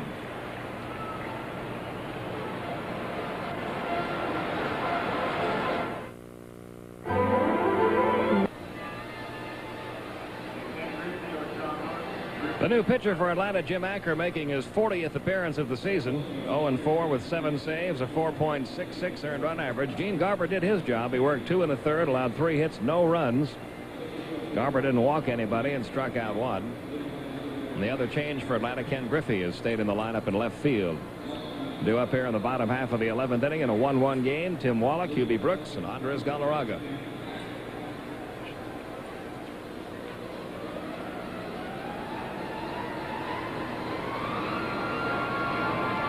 Out of the University of Texas, began with the Braves, went over to Toronto for several years, came back to Atlanta in a trade last year, and he's set to go to work now. Tim Wallach will lead it off. Wallach 1 out of 4, had a double back in the 4th inning.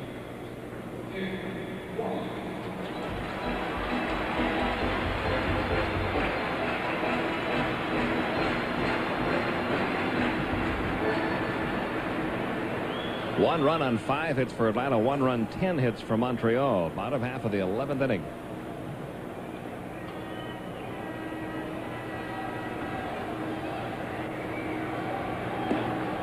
Up high to Wallach, ball 1.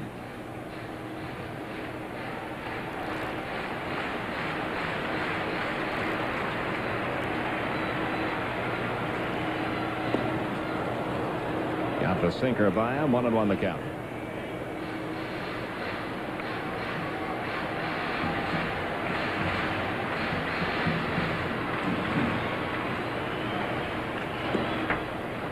Now the count goes to 2-1.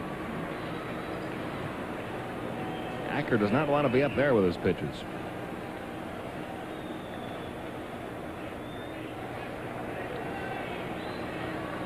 Here's the 2-1 delivery.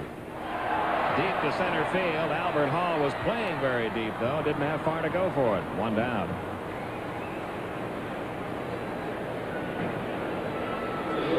So Wallach hit it right on the button, but Albert Hall was on the spot, 1 away, and now Hubie Brooks, who has grounded out to second twice, walked and singled, 1 for 3.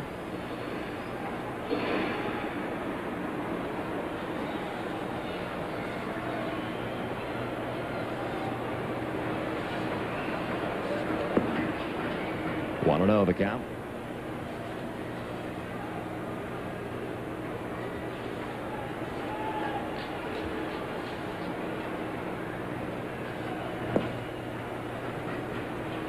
And that misses. 2-0.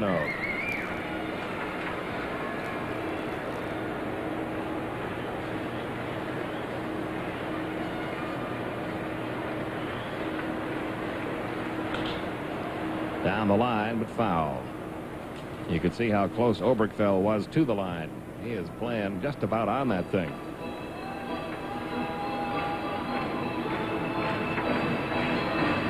Trying to take away the double.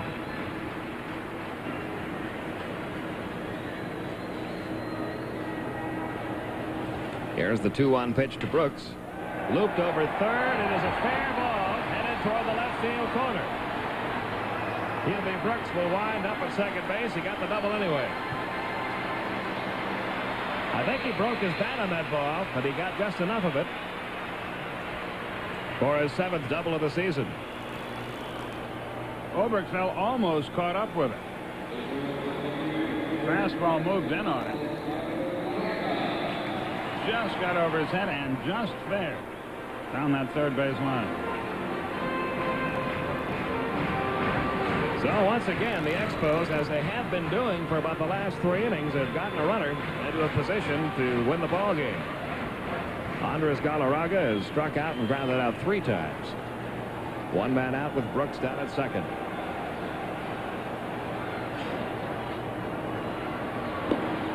Low and inside, ball 1.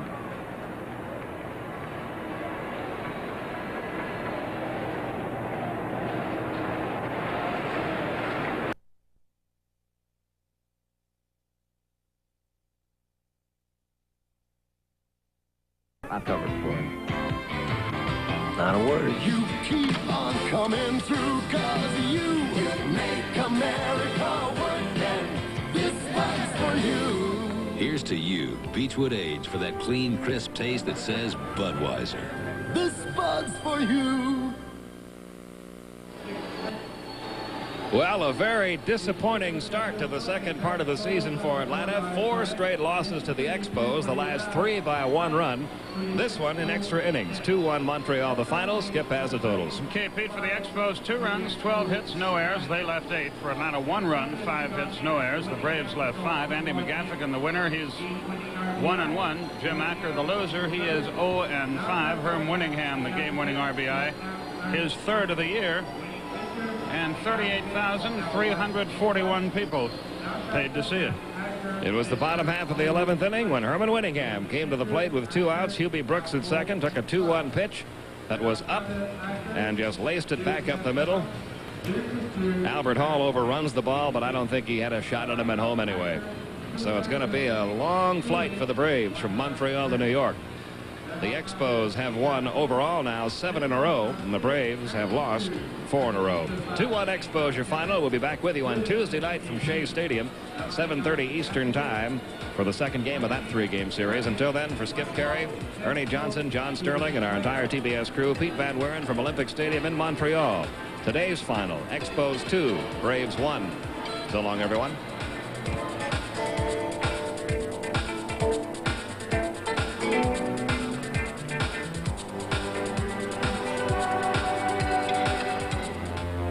Superstation WTBS has presented the Atlanta Braves, America's team. This game has been brought to you by Bud Light, the light beer with the first name and taste. Everything else is just a light. By Delta, the official airline of the Atlanta Braves, serving more than 150 cities worldwide. Delta gets you there with care. And by Canon, the world leader in 35mm photography and the official camera of the Atlanta Braves.